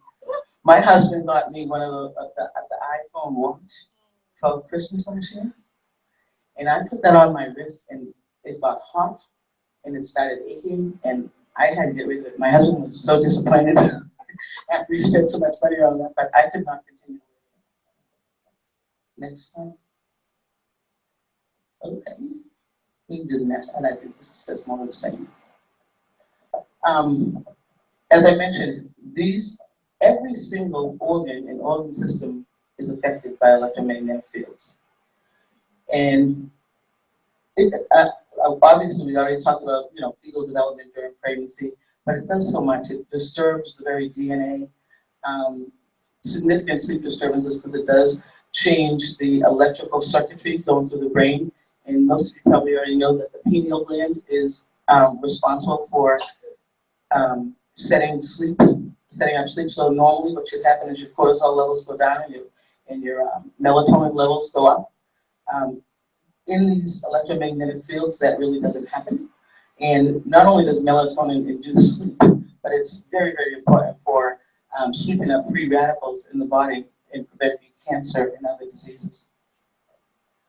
So we know we see a lot of infertility problems, and I hear a lot of people talk about infertility problems. I myself had infertility problems. So in retrospect, I think maybe this was part of the problem. Me having to live in the hospital as a resident, not sleeping. And even back then, VCU had computers, and it was all Wi-Fi. So anyway, obviously, you see what I'm talking about, and you see how impactful this is on the health of all of us, but in particular, I'm concerned about our children. Next slide. So what can we do? It's hard. You can't escape it entirely. It's almost impossible unless we go to Amish country. And I tried to get in, but they said, if you don't come from that culture, you cannot enter.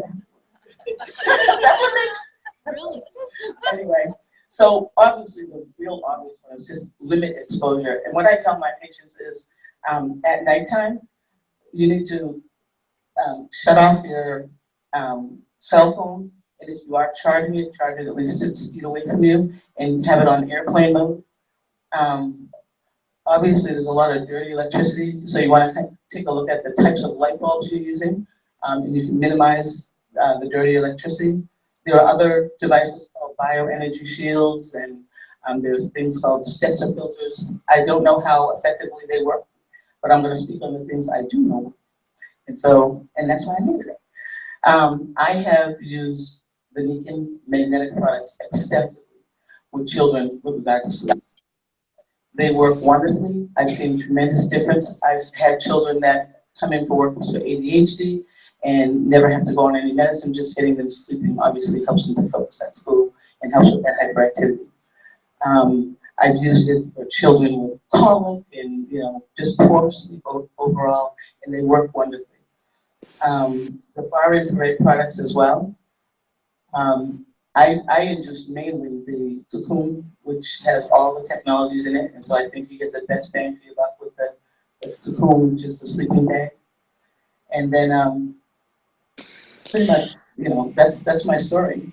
I encourage them to use all the products that we can use and that they can get into their home, but by and large, I really focus on the sleep because that is the issue that I hear every single day. There is not a parent that comes into me that does not want to talk to me about their child not sleeping. Any questions? I feel I have 3 minutes.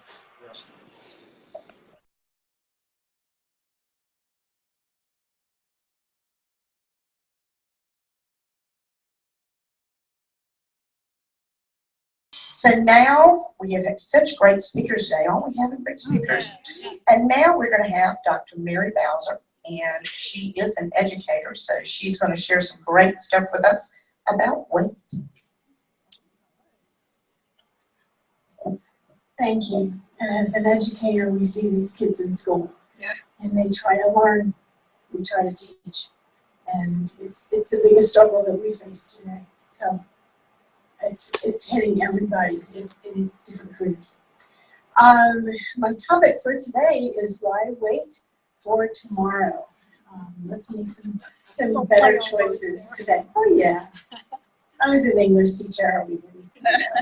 Say multiple things with one word. I read an article. There's been a study that was done, the National Weight Control Registry. They followed 10,000 people and found that in this ongoing study, it hasn't finished, it's ongoing, and they found that these people could drop, the people in the study had to have two qualifications. They had dropped 30 pounds or more, and they kept it off for 5.5 years. And in this study, this is Brown University, the professor wanted to know what it was that helped these people, because if we could find that something that made the difference, how were these people able to keep it off, then we would learn something. And again, they've been studying these people, following them, interviewing them in depth, and they found that no two people dropped the weight in the same way. So, does that surprise you that people are different? Okay, I don't want to know how much money was spent on asking all these people, but anyway, that's what they found. How many of you have watched The Biggest Loser on TV? Oh yeah. And so you're there and you're thinking, oh my gosh, what would I do if I had, is it Jill, telling me to exercise and push and push and push? Well, they had the best exercise help, they had the best food, they had all this coaching. 13 of the 14 people in one of the sessions, the years, 13 of 14 gained back the weight in less than a year. 13 out of 14. 4 people gained more weight back than and they were heavier than they started. So for all that, they have the best of the best of the best. What's going on? And so they wanted to know from these people, what has kept it going? What makes it so that you can keep going? Next slide. 98% changed their diet in some way. Some way. Now again, they weren't all the same, but 98% of these people who were successful changed their diet in some way. Another professor associated with the study, she was from Yale, said that you can eat almost anything. Just watch the portion size. 1 shrimp won't kill you. Well, unless you're allergic to shrimp, but 1 shrimp won't kill you. But if you eat a couple of bushel, you're going to have a problem. And then if you do that every night, you get my point. Next slide. 90% of these successful people exercised, and up to an hour a day on average. So again, average means, you know, the middle of the road is about an hour a day, but it was, again, not consistent. They also found that it was the composition of the people's diet that sustained the weight loss rather than how much they exercised. So you can eat really bad stuff and exercise the heck out of your body, and it's still not going to work, because there's you can't add 10 plus 10 and get 2. No, not in this world anyway. So also understand 94% increased their activity level, and the most preferred activity was walking, because it has less of the issues, the stress on all the joints and all the other, the bones, etc. So again, here comes walking, is a very good exercise, and on average about an hour a day, give or take, but watch what you eat. Okay, 78% said they eat breakfast every day. So we know everything from the book, you know, from the Maker's Diet, from all these books, that you start your day with a really substantial food and you're able to sustain the day. Go slow and steady. It's not how far you have to go, it's that what steps you take every single day. So think of it like walking the race rather than running the race. You should weigh yourself at least once a week, but then there's people in the study that didn't weigh themselves at all and still managed to lose.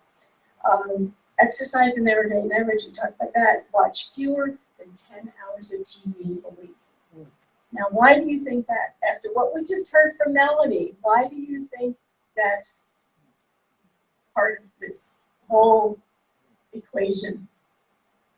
They're not sitting in front of something that's, first of all, that's not exercise. say like this, is not exercise. No, breathing doesn't count. So watching fewer than 10 hours per week, getting off the couch, getting up and moving, that's very helpful. But also not being in that EMF field is the other part. Next slide. Individual responses to different diets vary enormously from person to person. You're sitting next to somebody. They put two people together on the same diet day after day, and guess what? They both responded differently. One would lose weight, the other wouldn't, doing the same exact thing. So the key, I can finish my last line in that. The key to weight loss is highly personalized versus a trend. So when you hear the next trend, after we get off this kale thing, whatever the next trend is, just beware. It's not going to work 100% for all people. Thank you. Next slide. The other factor, we hear diet, we hear exercise. The third factor, as both Randy and Melanie referred to, is chemical exposure. And this is something that we hadn't had to really factor in until about the last so many years, when the chemical exposure that we have in our bodies, we now know that our infants are born with all these chemicals already in them. So this also impacts. Now they're calling chemical exposure the third factor in obesity, in the obesity epidemic in this country. Chemicals disrupt hormones and metabolism, and then that leads to disease and disability. Next slide. We also know that microbiomes play a part.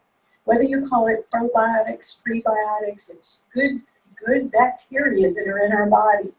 That we need those probiotics and maybe need fewer antibiotics. We want the probiotics. Diet, pharmaceuticals, lifestyle choices all reduce or destroy those biomes. So what choices are people making that destroy that? One of the demonstrations that Al and Sandra do in their previews is show what just a little bit of soda, just a little bit of carbonated beverage, sugary soda does to the acidic alkaline balance.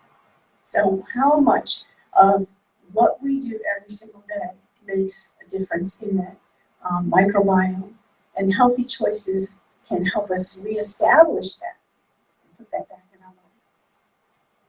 How much do you want to drop? Don't need to tell me, please don't. Research shows that if you make a change to just lose enough, that would be up to 10% of your current weight, you will notice a difference in your blood pressure, your blood sugar. You'll lower your risk for heart disease, and you'll lower your risk for type 2 diabetes.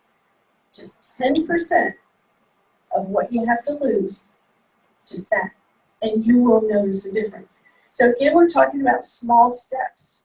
We're talking about taking 10%, get that settled, 10%, and pretty soon, when you keep adding all those together, you'll get where you need to go. Next slide. The other thing that they found out is that the people who had a reason other than their slimmer figure for losing the weight were the people that were more successful. So the people that had already had a heart scare or a health scare or a had suffered through various life-threatening situations, they were the ones that were successful. So what's your why? Why is it that you want to drop weight? Are you doing it for your family because you want to be around for your family? Focus on the health goals, not the numbers on a scale. We invented the scale. Think about that. We invented this. Next slide. You should keep a journal. Anytime that you want to do something that's life-changing, keep a journal. Who knows? If you're successful by the end, you turn those journal writings into a book, and you make a fortune. I can tell you there's a lot of people who've done that. As you know, you just take a look through the bookstore these days and you see. So write down what you eat. Write down how you feel that day. Write down what's going on in your life. We found that people who are going through very stressful times with the family, where they're dealing with grief, they're dealing with high stress, they're dealing with all sorts of issues, we find that those people also have the weight either packs on, they're eating just to help them feel more comfortable. And so what are the things that are going on in your life? Write down how you feel after eating.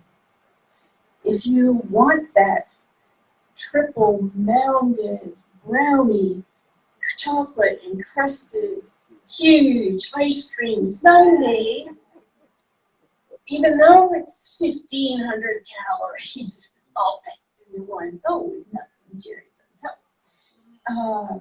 How do you feel after eating that? Versus how do you feel after having a salad? Write that down. The point is, and I'm a writing teacher who've been so for the last 30 years, find the patterns. Look back at your writing. What patterns do you notice? What do you see in there? It's not just, okay, it's a book and I'm going to be paid $1 million because I've written this wonderful book, but I have to now look and read my own words. And I can tell you from having students go through some issues and then read their own writing back, this is what I wrote at the beginning of the semester before you told me all these wonderful things. That's when they want to get a good, grade, so they tell me that I taught them all these wonderful things. But anyway, I get them to look at what they wrote at the beginning and then look where they are now. They have to see their own growth. That's what you want. So keep a journal, write down how you feel, find the patterns, see the habits, find the good ones, and then change the bad ones. Once you find the pattern, do something to change that pattern. That's what people did who made the lifestyle changes and have kept the weight gone for over 5 years. Find the pattern, get rid of the bad habits. Next slide. You need a plan that satisfies hunger. Most diets fail because hunger takes over willpower every single time. Next slide.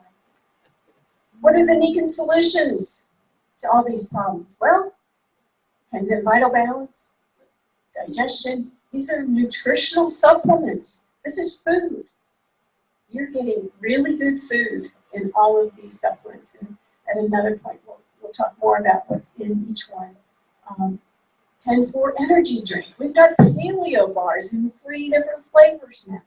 Snack bars. So then there's pine water, sleep systems, various magnetic items. And you say, oh, what's the plan? Well, you got the stuff, you eat, you put these things together, and you eat the stuff. You sleep on the stuff, you drink the stuff, and you're going to have less stuff to carry around with you. See you today. Next slide. Why wait for tomorrow? Consider this.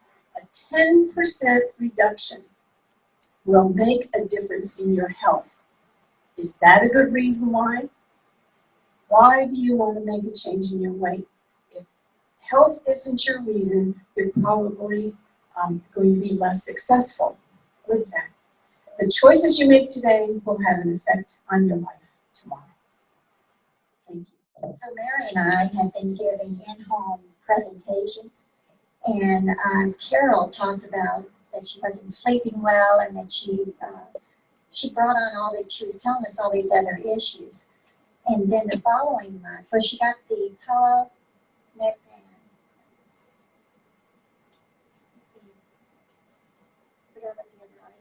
Speaking to my So she came back the following month and heard Mary give the wellness, the weight management. And she goes, you know, I think the core issue is my weight. And she goes, the doctor even said I was obese. So we put her on the KVB, And she started in June. She called and texted and said, I can't do this. The anxiety, the headaches that I was getting, and I said, what was your breakfast in the beginning? It was sugar. So I said, you're going to detox for 21 days. She goes, well, I won't make it through. And I said, sure you will. You're going to drink lots of water. That was the other thing. She had water. So we put her on the watch. She had the water. I told her to increase it. She lost 6 pounds in 2 months and 3 inches. And I told her to stop weighing herself and to look at her clothes. She's gone from a 16 to a 12. So she's thrilled. She goes, this is a new life for me.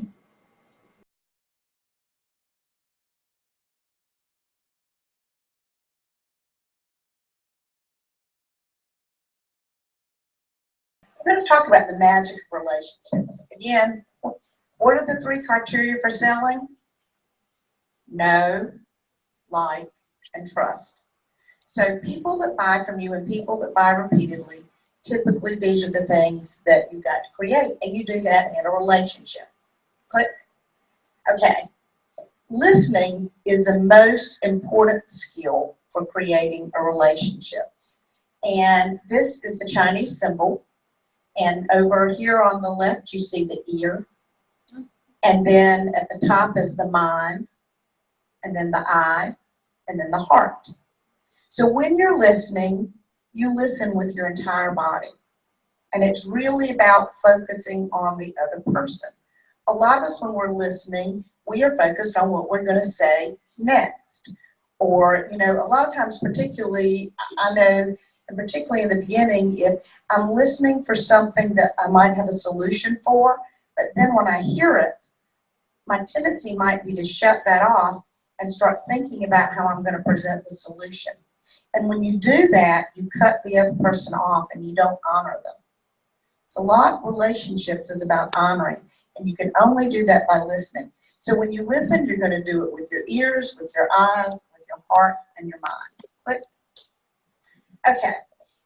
I've been certified in NLP for 20-some years, and I'm going to teach you something today that will make your life a little bit easier in all areas if you want. Richard Bandler and John Grinder did this work back in the 70s, and they found out our brains are computers, and they know how we're wired.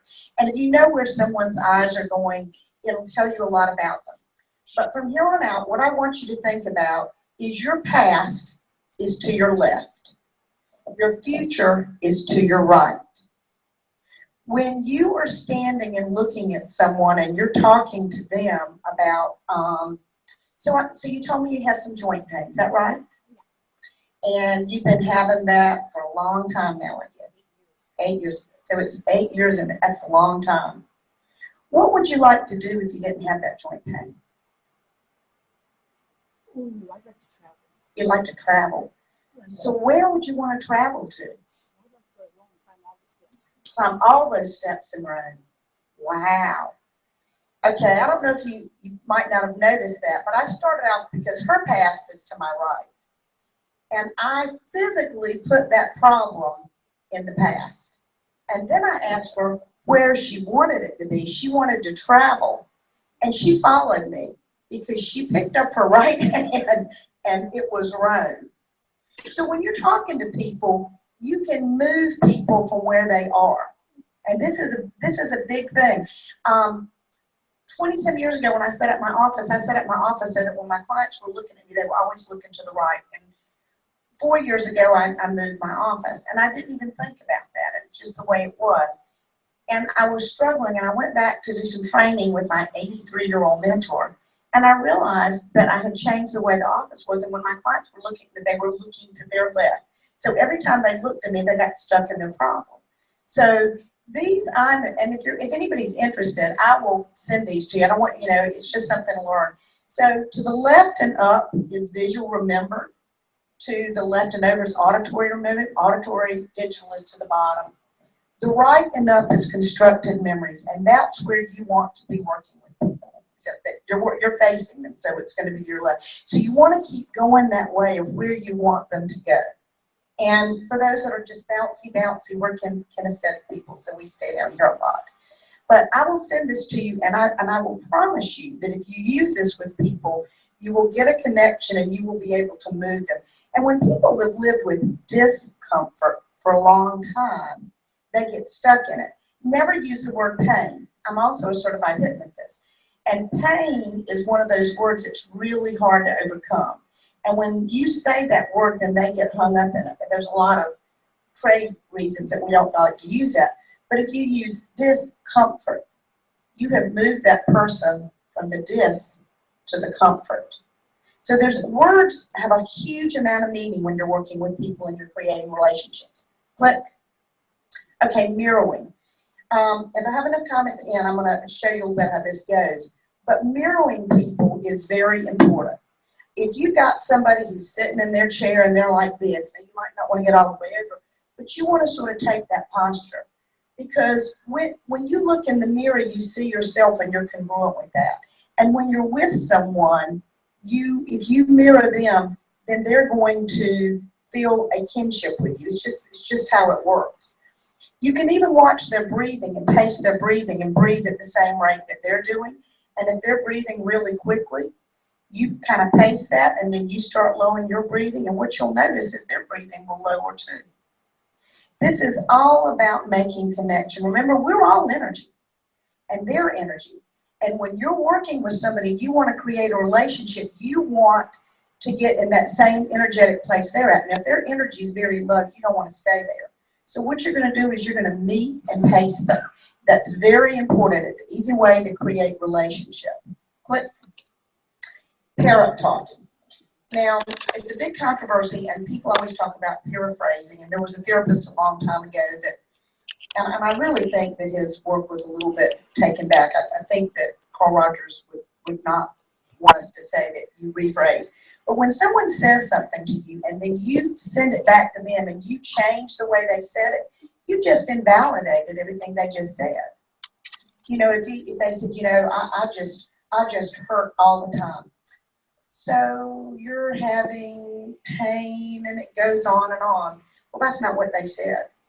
If they said, I hurt all the time, you hurt all the time. Yes.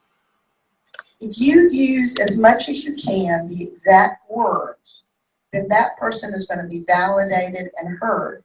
And when people are heard, they listen to you. And that's when they feel like they can help you, not when, you know, so I call it paraphrasing. Click.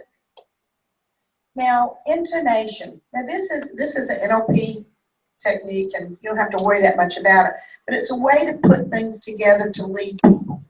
Because if you are, you know, there is no profession that's any greater than being a salesperson. Because a salesperson, a good salesperson, is a solution finder. You work at finding a problem, and then if there's a problem that you have a solution, you share it. Now, I told you I was a hypnotist, so I'm going to give you a suggestion that you will carry. If you ever use any of the things that I am telling you in order to carry someone fast or to sell something to somebody that they don't need, you'll never be able to remember how to sell again. And I'm really good with this because I tell all of my clients that my voice will go with them. And every week somebody says, you said your voice would go with me and I heard it in my head. So just remember that. You only can use this for good. So it's a sentence is a question, a sentence is a statement, a sentence is a command. Click and I'll tell you how this works. So I don't know whether or not you're ready to buy that sleep system. And the person, what you've done, that you've asked them a question. Basically, I don't know if you're ready. Now, they may verbally answer you, or they may just answer in your head because they're thinking, yeah, I'm not sure either. That's about $1,500. And so, I don't know. Then you say, I know you feel like you don't deserve it. You know, that's why most people don't buy things. You know, there's a huge thing on what we deserve in life. And I sell products every day to parents that the mother needs them worse than the kids, but she's buying them to put them on the kids, and she doesn't feel like she deserves it, but feels like her kids do. So I don't know if you feel like you deserve it, but isn't it the truth that you've struggled with your discomfort and worked so hard in your life? Now and I'll tell you that you'll need to think about these when you're sharing with people, because how you present and the words that you use will allow people to do for themselves what they really need. And then and then take care of yourself. So I asked a question, I made a statement, and then I made a command. Take care of yourself. Now, you give the information and you lead. I don't believe that you ever pressure the person. Because if you answer all the questions that the person has when you're talking to them, and you have established a relationship, then they'll make the right decision for themselves. But these are ways of matching and working with people so that you have created a good relationship. Click. Now, verbal jujitsu. And I'm just going to give you a couple of phrases that I use a lot. One is hold that thought. So if somebody says, you know what, if I didn't have this pain, I would go out and I would take my grandkids to the park every week and I would be walking every morning. Hold that thought. Because when you say that, the brain is so good, it's going to hold that thought. And then you talk some more about whatever you're at. So when you get them to a positive place and you move them into their future without the pain, then use that. And that's a way to anchor. You can and you don't have to. I love this. If you got teenagers, play it with them. They'll get so ticked off with you because they can't rebel against you. You know, and I never give a homework assignment to a client in my office without saying you can and you don't have to. Because everybody wants to rebel. Well, you can and you don't have to means that they get to make their own decision. So you can use this sleep system and you can sleep a lot better and feel better and you don't have to. You can find it, you don't have to. Let's talk about this, shall we not? You are mixing up the brain. And if you make someone laugh, tell a joke. Laughter actually helps people learn things better. So does cursing. And Vandal curses like a sailor. And the other year, and I'm not suggesting you do this, but there is actually documented proof. There's nothing like being in the room with an autistic child who's telling me that cursing helps him learn. And I'm saying, no, it doesn't. And then we pull out the technology and we Google it. We find out there's a Harvard study that shows that it absolutely does because it stimulates the amygdala and then you remember things. And he says, see, Miss Kimball, I told you. How much you know that first? So anything you do that shakes up the amygdala, the brain, will help. And that confuses the brain. It really was, wasn't it? You know, when you do that strength test and they're stronger, they go, that's so amazing. It really was, wasn't it? You're anchoring it. I don't know whether or not you will buy this. I don't know whether or not you will want to try this. I don't know whether or not you will want to make a lot of money with Nikken. These are just words, and we know it and it's researched out that can help you. Words are important. Click. Now this is sort of a command from Richard Bandler, and I'm going to share it with you today. Now remember, I want you to begin to make changes so that your ears open up 100 times more. Your eyes open up and begin to see more. Start with making more passion and excitement in your life. Open your heart and the rest will follow. Make it fun. You'll get a lot more done a lot quicker, and remember to use good tonality and everything else will be easy. Now, I want you to take those words home for you. Nikken has got to be fun. We've got to make it a lot more fun because people do what's fun. And, you know, we talk about seminars and things. I like this, the Healthy Lifestyle Expo, because that sounds a little bit more fun.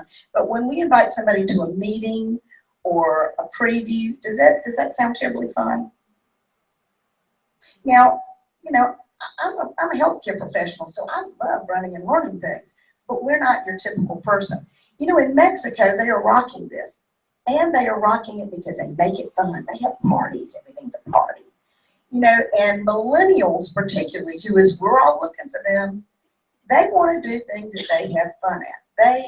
That's where so think how you can use the words in all of this. And do I have time to do a little demo or am I done? How many minutes I got?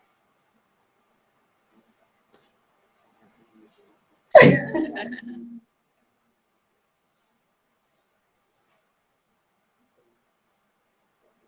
Okay, perfect. I want somebody that'll come, will you come play with me? Because I don't know you. I promise I won't hurt you. And your name is Henrietta? And Henrietta, I never met you before today, did I? Where did you grow up, Henrietta? Oh, South Carolina. You're South, I'm from North Carolina. Where do you live now? Oh, I love Franklin. I love the DC area. So what brought you back around today?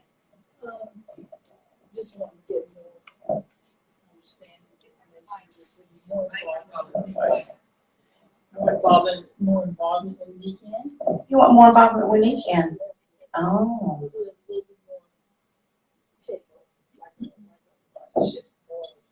Oh, you want to take off like a rocket ship? Some good potentials that have shared with us for a long time and stuff. Yeah. Are you a consultant yet? Oh. How long have you been a consultant? Long time. It's been some years. Might have been 20, a little less, something like that. Wow, almost 20 years. A little less. What do you want your future? Yeah. Well, increasing, helping others, maybe having a team, to work with on this end, things of that nature. So you want a team to work with? Yeah. Yeah. Family. Yeah. Immediate family. And we have children, grandchildren. What if you had a team? What would that look like? What would it be like with the different people? Family. Let's see. Church co-workers. Ex-retired workers, because I'm a retired teacher, so it's just a lot of different people. Involved, all different ages, actually. A lot of different people, different ages. What would you be doing with that team? Doing things together, helping the community, helping family, helping our total surroundings. So helping communities, helping families, helping. So this is really purpose-driven for you, isn't it? Yeah, purpose-driven. Yeah. How did it feel? I mean, because we're up in front of everybody, but how did it feel up here talking? When you first got up, was it a little funny that there were people out there looking at you? No. I think I've always kind of been able to be in the front of people. Did you feel like that I was hearing you when we were talking? What do you think made that difference? If you're listening to what I'm saying, it helps that person feels more relaxed and able to share what they need to say. Thank you for playing with me.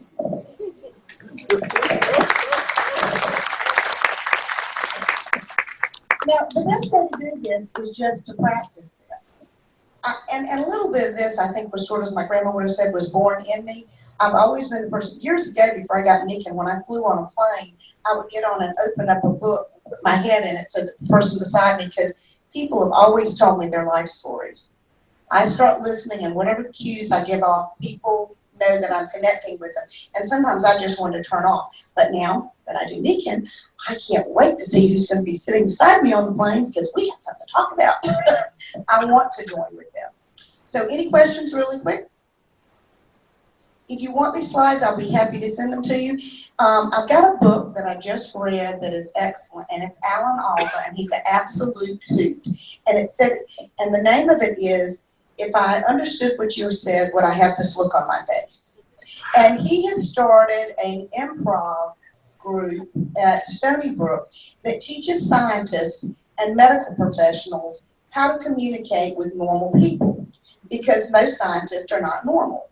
And doctors don't usually communicate, and I'm not talking about Melanie Caldwell because she's different, but they don't know how to communicate with their customers. And so you, by reading this, will get a lot of good ideas. Because sometimes I think that people feel like they've got to throw out all these facts and these figures and these things. And, you know, most of the time we throw those things out, but people don't know what they mean anyway. If it's a nurse or a doctor, yeah, they want all that. But the average person's not had advanced pathophysiology and, you know, doesn't know a whole lot about biochemistry. So, you know, they may ask those questions, but the truth is that the answers don't mean anything to them. Alan Alda. Alan Alda, yes. All right, thank you for your time.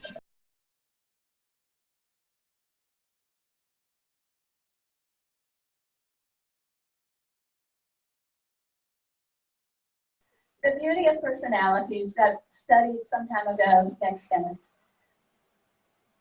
When we have these different factors involved in personality, personality itself are more like DNA. We'll get to that in a minute. Birth order, gender, childhood experiences, adult experiences, and then spiritual, I don't like the word bias, spiritual leanings or understandings can make a big difference in our personality. Next, a whole bunch of years ago, the father of modern medicine, and I still think this is kind of strange, modern medicine died in was it 470 BC? Or 370 BC, was it? And he, those many years ago, came up with the idea that we have these different fluids in our bodies that produce the different kinds of humors or personalities. Now scientists have decided that those fluids are actually our DNA. Next. Now, in those of you who have had children, and I'm talking about the mothers, because when these babies are in the womb, did you notice any difference if you had more than one? Did you notice any difference between the two babies in the womb? Well, I can tell you I did. Our first one, Angie, quiet, easygoing, still is. She's still quiet, easygoing. The second child is the one sitting back there working the computer, David. David almost killed me with activity. He was so bad that, you know how the doctors used to use those stethoscopes and put their heads down to listen to the baby that press against your belly? He gave such a jump when he was at 5 months that the doctor said, "What on earth do you have?" So David has been always our active one, but he's also, we were just looking at his qualities, and he's evolved into somewhat choleric or doer, and somewhat the melancholy thinker. But the activity is still there. That goes with his being the doer, right? And then we had a third child, Jeremy. Jeremy was so quiet and calm. I said, this is a girl, no doubt. We have another girl. And she was going to be named Jennifer Noel because she was going to be born at Christmas time, and Noel's a family name. Dennis wanted Jeremy. I said, I don't really like that name, but it doesn't matter because this is a girl. Well, the surprise was that Jeremy is not a girl. He is a boy, and he is calm, just like his sister. Very much a similar personality. So there is something in the DNA, because that happens before the outside influences that come along. Now let's look at a few of the personalities. We'll do this just to as an idea as to how, when you're working with people, you can sum them up and relate yourself, your personality, to their personality. Very much in tune with what we've been talking about today. So it's almost the same thing, just with different terminology. Now, when our family came back on furlough once from South America, we requested testing because we wanted to be sure that all the personalities were going to get along and our daughter would come back to college. So we did the Myers-Briggs, all 5 of us. We went back to the psychologist after doing it. He said, how are you in one household? We don't know how you get along. Never seen such a variety of letters. The problem is he gave us all these letters. I still can't remember what I was on those letters. I don't know what the kids were. I don't know what Dennis was. It's too hard. I'd have to go back and look it up. I'm not that kind of thinker person. I don't want to spend time looking up all that stuff. So this works for me because I can look at it, sum it up. I teach music. I've taught thousands of kids. It's so nice to be able to have an idea what their personalities are and their parents' personalities, because that's kind of important too. Okay, so the popular sandwich, the loud ones, loud clothing, open mouth, open life, loves attention. And I saw some people having a lot of fun in here today, and I would say Sandra is a perfect example of this handling. They're fun, and they're loving, and they care about people. Okay, you don't mind that classifying you, do you? I thought so. Okay, next is, then the perfect melancholy, straight edges, conservative clothing, private, introspective, organized, likes charts, really likes charts. Okay? And I always thought that Dennis, that I was the Sandra and Dennis was the melancholy. But there's something else coming up that made me a little happier. So I'll show you that in a minute. Next, the powerful choleric. This is one you can feel coming. When we worked on the mission field, we had a missionary who walked into the room and you could feel him. You knew he was there. That was Mr. Choleric himself, or Mr. Powerful. Wonderful person. I don't mean it negatively. It's just that you can feel the power. They don't like to waste time, always moving, and sometimes shaking a finger, because he was once twice as big as I was, and he was shaking his finger at me. So it happens. Okay, and the next one. Peaceful, phlegmatic. These are so nice to have around, except when you want them to do something. And then they're just really happy not doing anything. And just, another name for them is the watcher. They like to just watch what's going on until they find an interest, and then yes, then they turn on, and they can get a lot done. Comfortable clothing. Okay, next. I have to keep this picture in the group. This is Mr. Rogers, a perfect phlegmatic, perfect peaceful person. Okay. Other characteristics of the talker, the strengths. You can read them for yourself, and they're on that paper. Some of them on that paper I gave you. Loves people, makes friends easily, charming, thrives on activity, exciting, good sense of humor, but dislikes, schedules, can't say no, gets bored easily, lacks focus. That means gets distracted easily. That's the part of me that's real, okay? Loses track of time, talks too much. That's not me. Stop it, Kimball.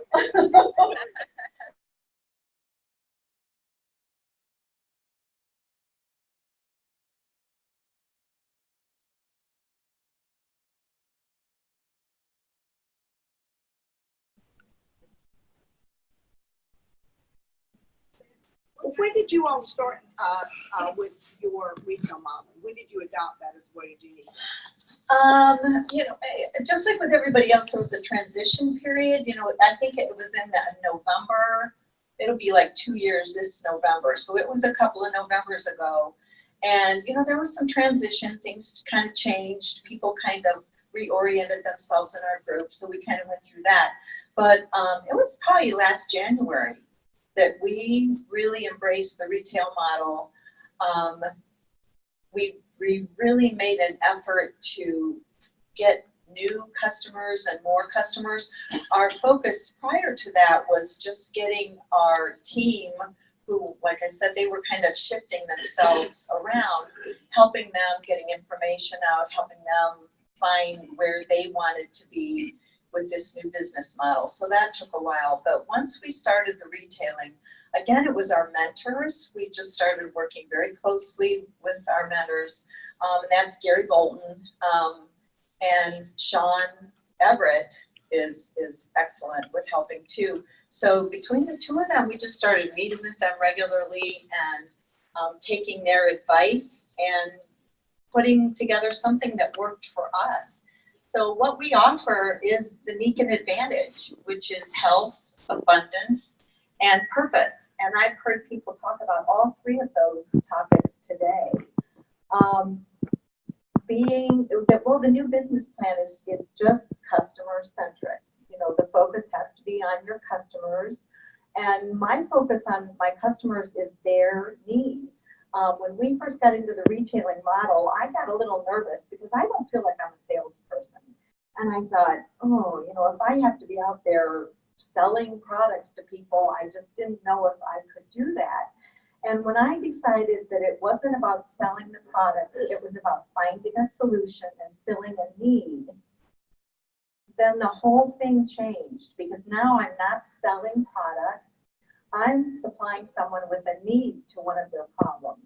So when I meet somebody, when I get a customer, I talk to them, okay? It's all about finding out what they need, and then I supply a solution by applying one of our products.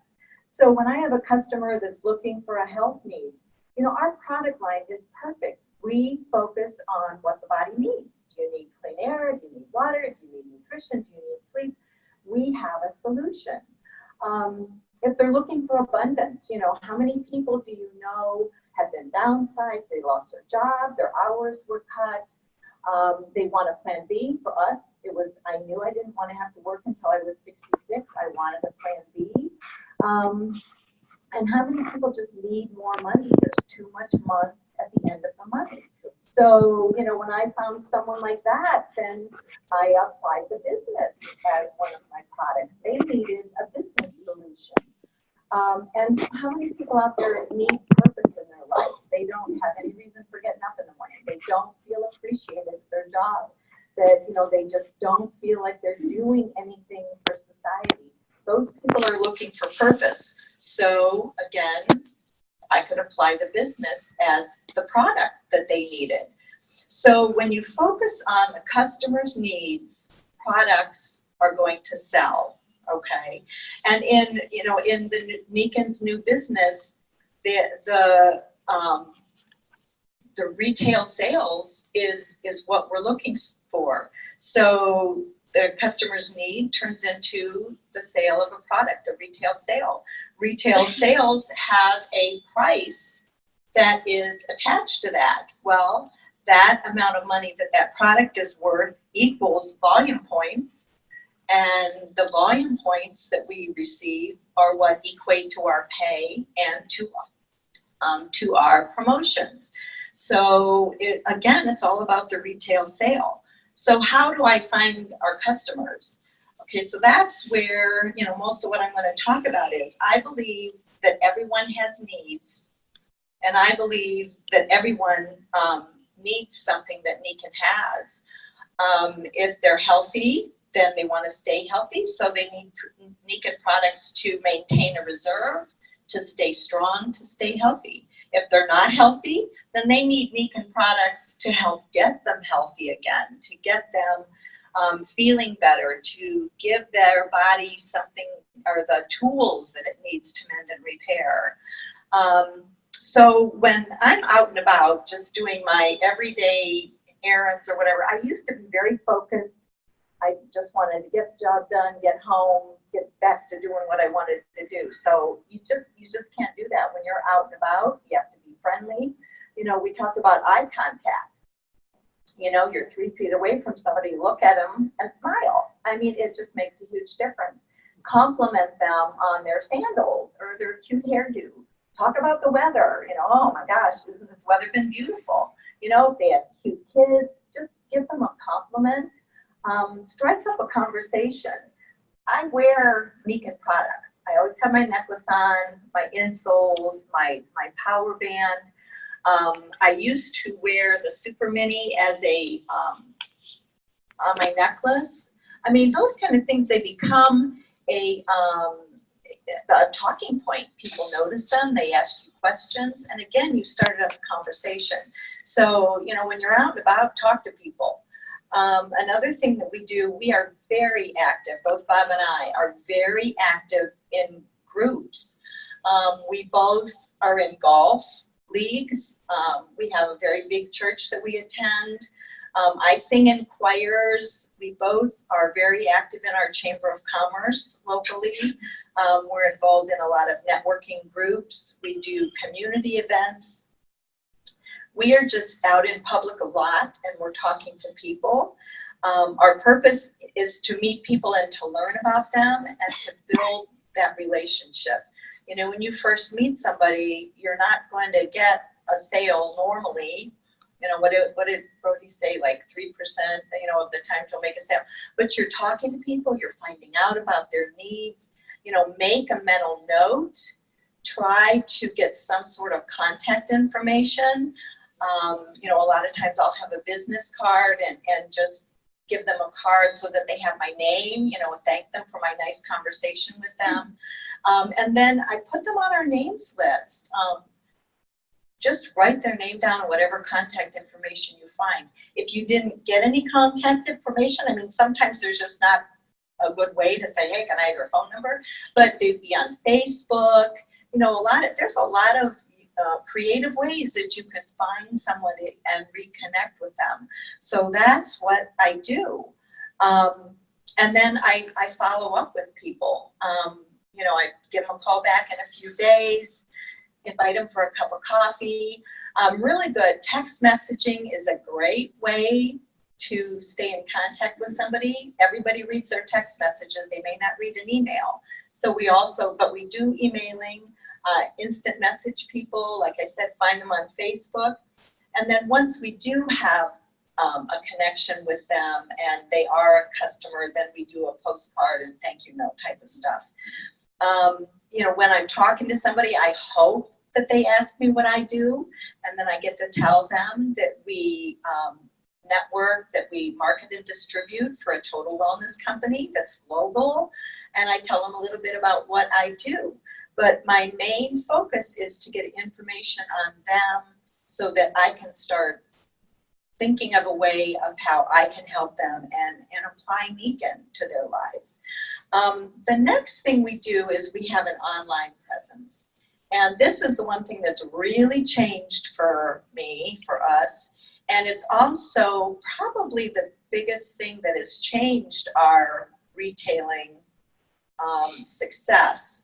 So, of course, Gary and Sean is where we've learned a lot from them. They're great teachers.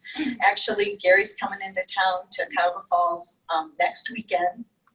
And he's going to be in town for 4 or 5 days, and he's going to share all his retailing expertise and his tricks, all his knowledge with us. So if anybody's in the area, if you know anyone, if you have other business associates or family or anybody interested, please, you know, we can get that information to you so you can invite them.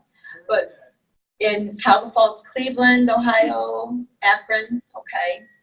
So we do have an online presence, and what we think is really, really important is you have to have a presence. You have to build your web on the web, okay? So that's what we've done. The web that you have, you really want to have multiple things out on the web so that you can be found, and that's how the search engines find you. The more you're on the web, the more likely you are going to pop up when somebody Googles or starts looking for something that we have. So our PWP is the center of the web, okay? Sales are made on your personal web page. So the object of all your internet exposure is, of course, to drive people to your PWP. So we started with our personal Facebook page. This is really important because this is where you brand yourself. You brand yourself as a person. You know, your likes, your dislikes, your fun things that you like to do, your family, your interests. You will find people that they'll connect to you just by your likes and the things you like to do. So it's really important to have that personal Facebook page, and that's where you will brand yourself, and people will get to know who you are, and that's what you want. So then from there, you have to have your business Facebook page. And actually, you can't have a business page until you have a personal page anyway. So start with the personal page and then make your business page. And on your business page, you're not just selling products, but you're giving information. I put studies up and articles and little inspirational things and some fun things and some jokes. And every now and then I'll stick something up about a product. It should be like 80-20. 80% is just information and articles and inspiration, that kind of stuff. And 20% is actually selling products and specials and that kind of stuff. So that's what you do on your Facebook page. But then there's many other things. I have a blog. Years ago, I was told that blogging is very important if you want to have a presence on the internet. Blogging isn't easy. It takes kind of a little while to learn, but like Kimball said, now that Nikken has their blog, that's a nice way to put some information on your blog. And blogging is another way that you can talk to people, communicate to people, let them know who you are, and give special needs. So we blog. Then there's LinkedIn. And then there's Google Ads. Google Ads is a big thing that we do. Now, we actually have pay-per-click ads on Google. And then there's Ask and Bing and Yahoo that you can also do ads on. Now, that's where I get a lot of my sales. You have to pay for those sales, but it's been worth it. And again, I've worked with Sean and Gary in order to learn how to do that. But, go to YouTube. You can learn how to do anything on YouTube. So Yelp will kind of help to advertise your business if you've named your business. YouTube is really very important, and YouTube is fun. And Gary's comment, Gary thinks more money is made from YouTube than from actually off of like your ads or from Facebook, because people go to YouTube when they are looking for something. It may just be social media on the other things, but YouTube, he feels, is very important. So we have a YouTube channel, and a YouTube channel is free, and we post our personal videos. We've done some videos about things that we've done, about products, many different things, but we share other people's YouTubes that are, we've got some of Randy's stuff on ours, things that really I think are important, that I think that my followers might find important. We put Nikken videos on there, all kinds of things. And I've been taught how to embed my information into videos so that if somebody clicks on my video, there's a link that will take them right back to my PWP. So there's all kinds of ways to connect your web, because you want everything connected to each other, and then have those things end up at your PWP where someone can purchase a product from you. But remember, with all of this, the most important thing is that when someone likes something on Facebook, you start a conversation with them. You want to build a relationship. Relationship building is really, I think that's the best part of what we do, that I love the most. With our ads that we have online, we get phone calls from people. I mean, they, instead of clicking on it to go to my PWP, my phone number is there, so they call me. And a lot of times it's a question. Sometimes it's a problem that they need fixed, so you get to do that. But many times they just have a question about a product, and then that gives me the opportunity to ask them questions about what's going on. Sometimes I can do a product application. A lot of people think Nikken is just magnets, and so when they're giving me a problem about a knee joint or a lot of back stuff, a lot of knee stuff, and it's like, well, do you know that we also have organic supplements? We have a supplement that works really well in the joints. Did you know we had a cream that works really well on the joints? So it gives you an opportunity to actually do a product application and just kind of let them know that we have more than just magnets. We have just one quick little story. A few days ago, I got one of those phone calls, and it was a gentleman from Oklahoma. He had some questions, so he wanted me to kind of give him an idea of how much money for the things that I had suggested for him. So he called me back yesterday, and I kind of gave him a little rundown on what I thought things would be for him. And he placed his order, and before we were done, he invited Bob and I to stop by anytime we were in Oklahoma, just to stop by and see him. I mean, he was so nice, and it was just, we had 2 or 3 phone calls that were so pleasant, and he was such a nice man, and he invited us to visit him the next time we were in Oklahoma. So I thought that was really cool. So the next part of Nikken business model is that we're a hybrid. We are retailing plus networking. I don't believe that the business is for everyone.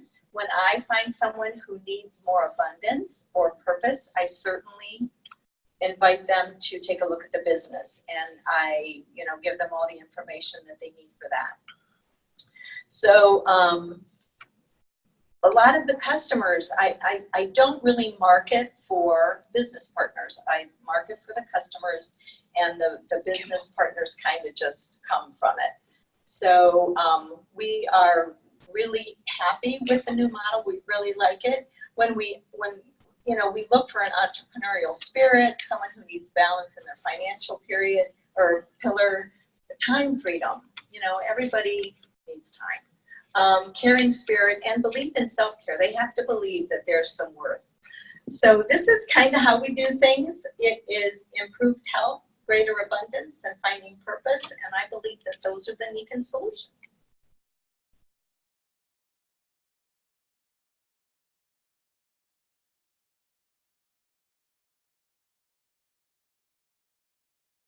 While I'm doing that, I need 3 volunteers, because real quick, we're going to demo some oh, they're not in here. We'll do this, and then we're going to demo some products, because we've got some people that aren't going to be back and haven't seen that. Okay, what have you done to meet the needs of customers who deal with cash? I can tell you how I do that. I have a square, and they give me the cash. Cash works for me. I run it on the square. I use my credit card. I buy the stuff. So you're fine with that. Want to pay with cash? I love cash works for me. Contact you out of the blue wanting to order. I'm always ready to order. And I'll tell you what, when somebody wants to order something, do it then. Because you know what, this morning they may want it, and by this afternoon they may be thinking, well, I got to get the oil changed. When the fish starts biting, you pull that sucker out of the water. So this is how you do it. Third-party checks. Nope, I don't do that. I don't mind taking people's credit cards. I'm not going to do third-party checks. And I don't mind cash. How do you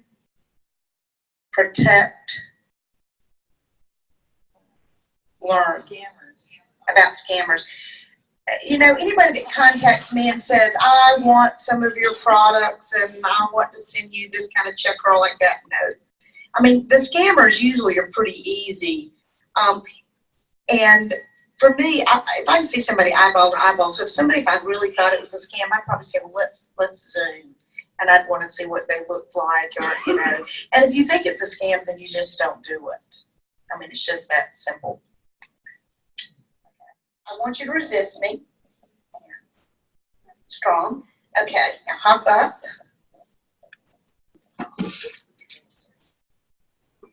Now I'm going to put this down, and I want you to sit.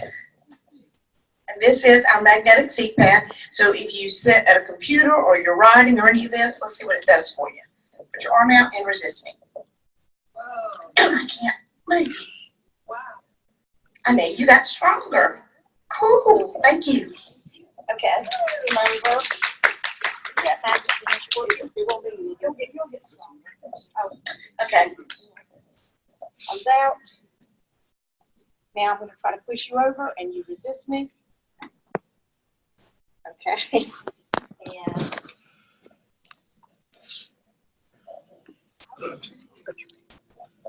put your arms out and resist. And you're stronger. Okay. All right. We have a gentleman here, sir. Could you please step up? And this I'm going to show you how you can layer and make people stronger. Put your arms out. I love these kids. Cross them over here. Now I'm going to try to push you over and you push down on me. Don't let me do it. Okay, push, push, push, push. Okay, that didn't work. Okay, now we're going to put this around your neck. It's magic. Put your arms out and resist me. I can't push you over. You want to get even stronger? This is cool. Isn't it? Put your arms out. Resist me. Oh my God. Stronger. Now stand You're so on, strong. Stand on these. Put your arms out and resist it. Oh man. And I always have people look at my arm because they see my muscles are tighter. Cool. There we go. So you know, that's how quickly and easily you can do demos. That's why you've got to have magnets on yourself. You got to have the magnets on yourself so that you can show these. Now, who out there doesn't want this extra energy? There's nobody. Who out here has thought about 2 or 3 people that want this extra energy? Well, you got to share it. And who do you know that wants more money and needs more income and could do this? This is really simple. So call some people. Maybe you get somebody new here tomorrow. We're going to go have supper, and then we've got to be back at 6:50. And we're drawing for prizes, and valuable prizes. Excellent. Have a great supper.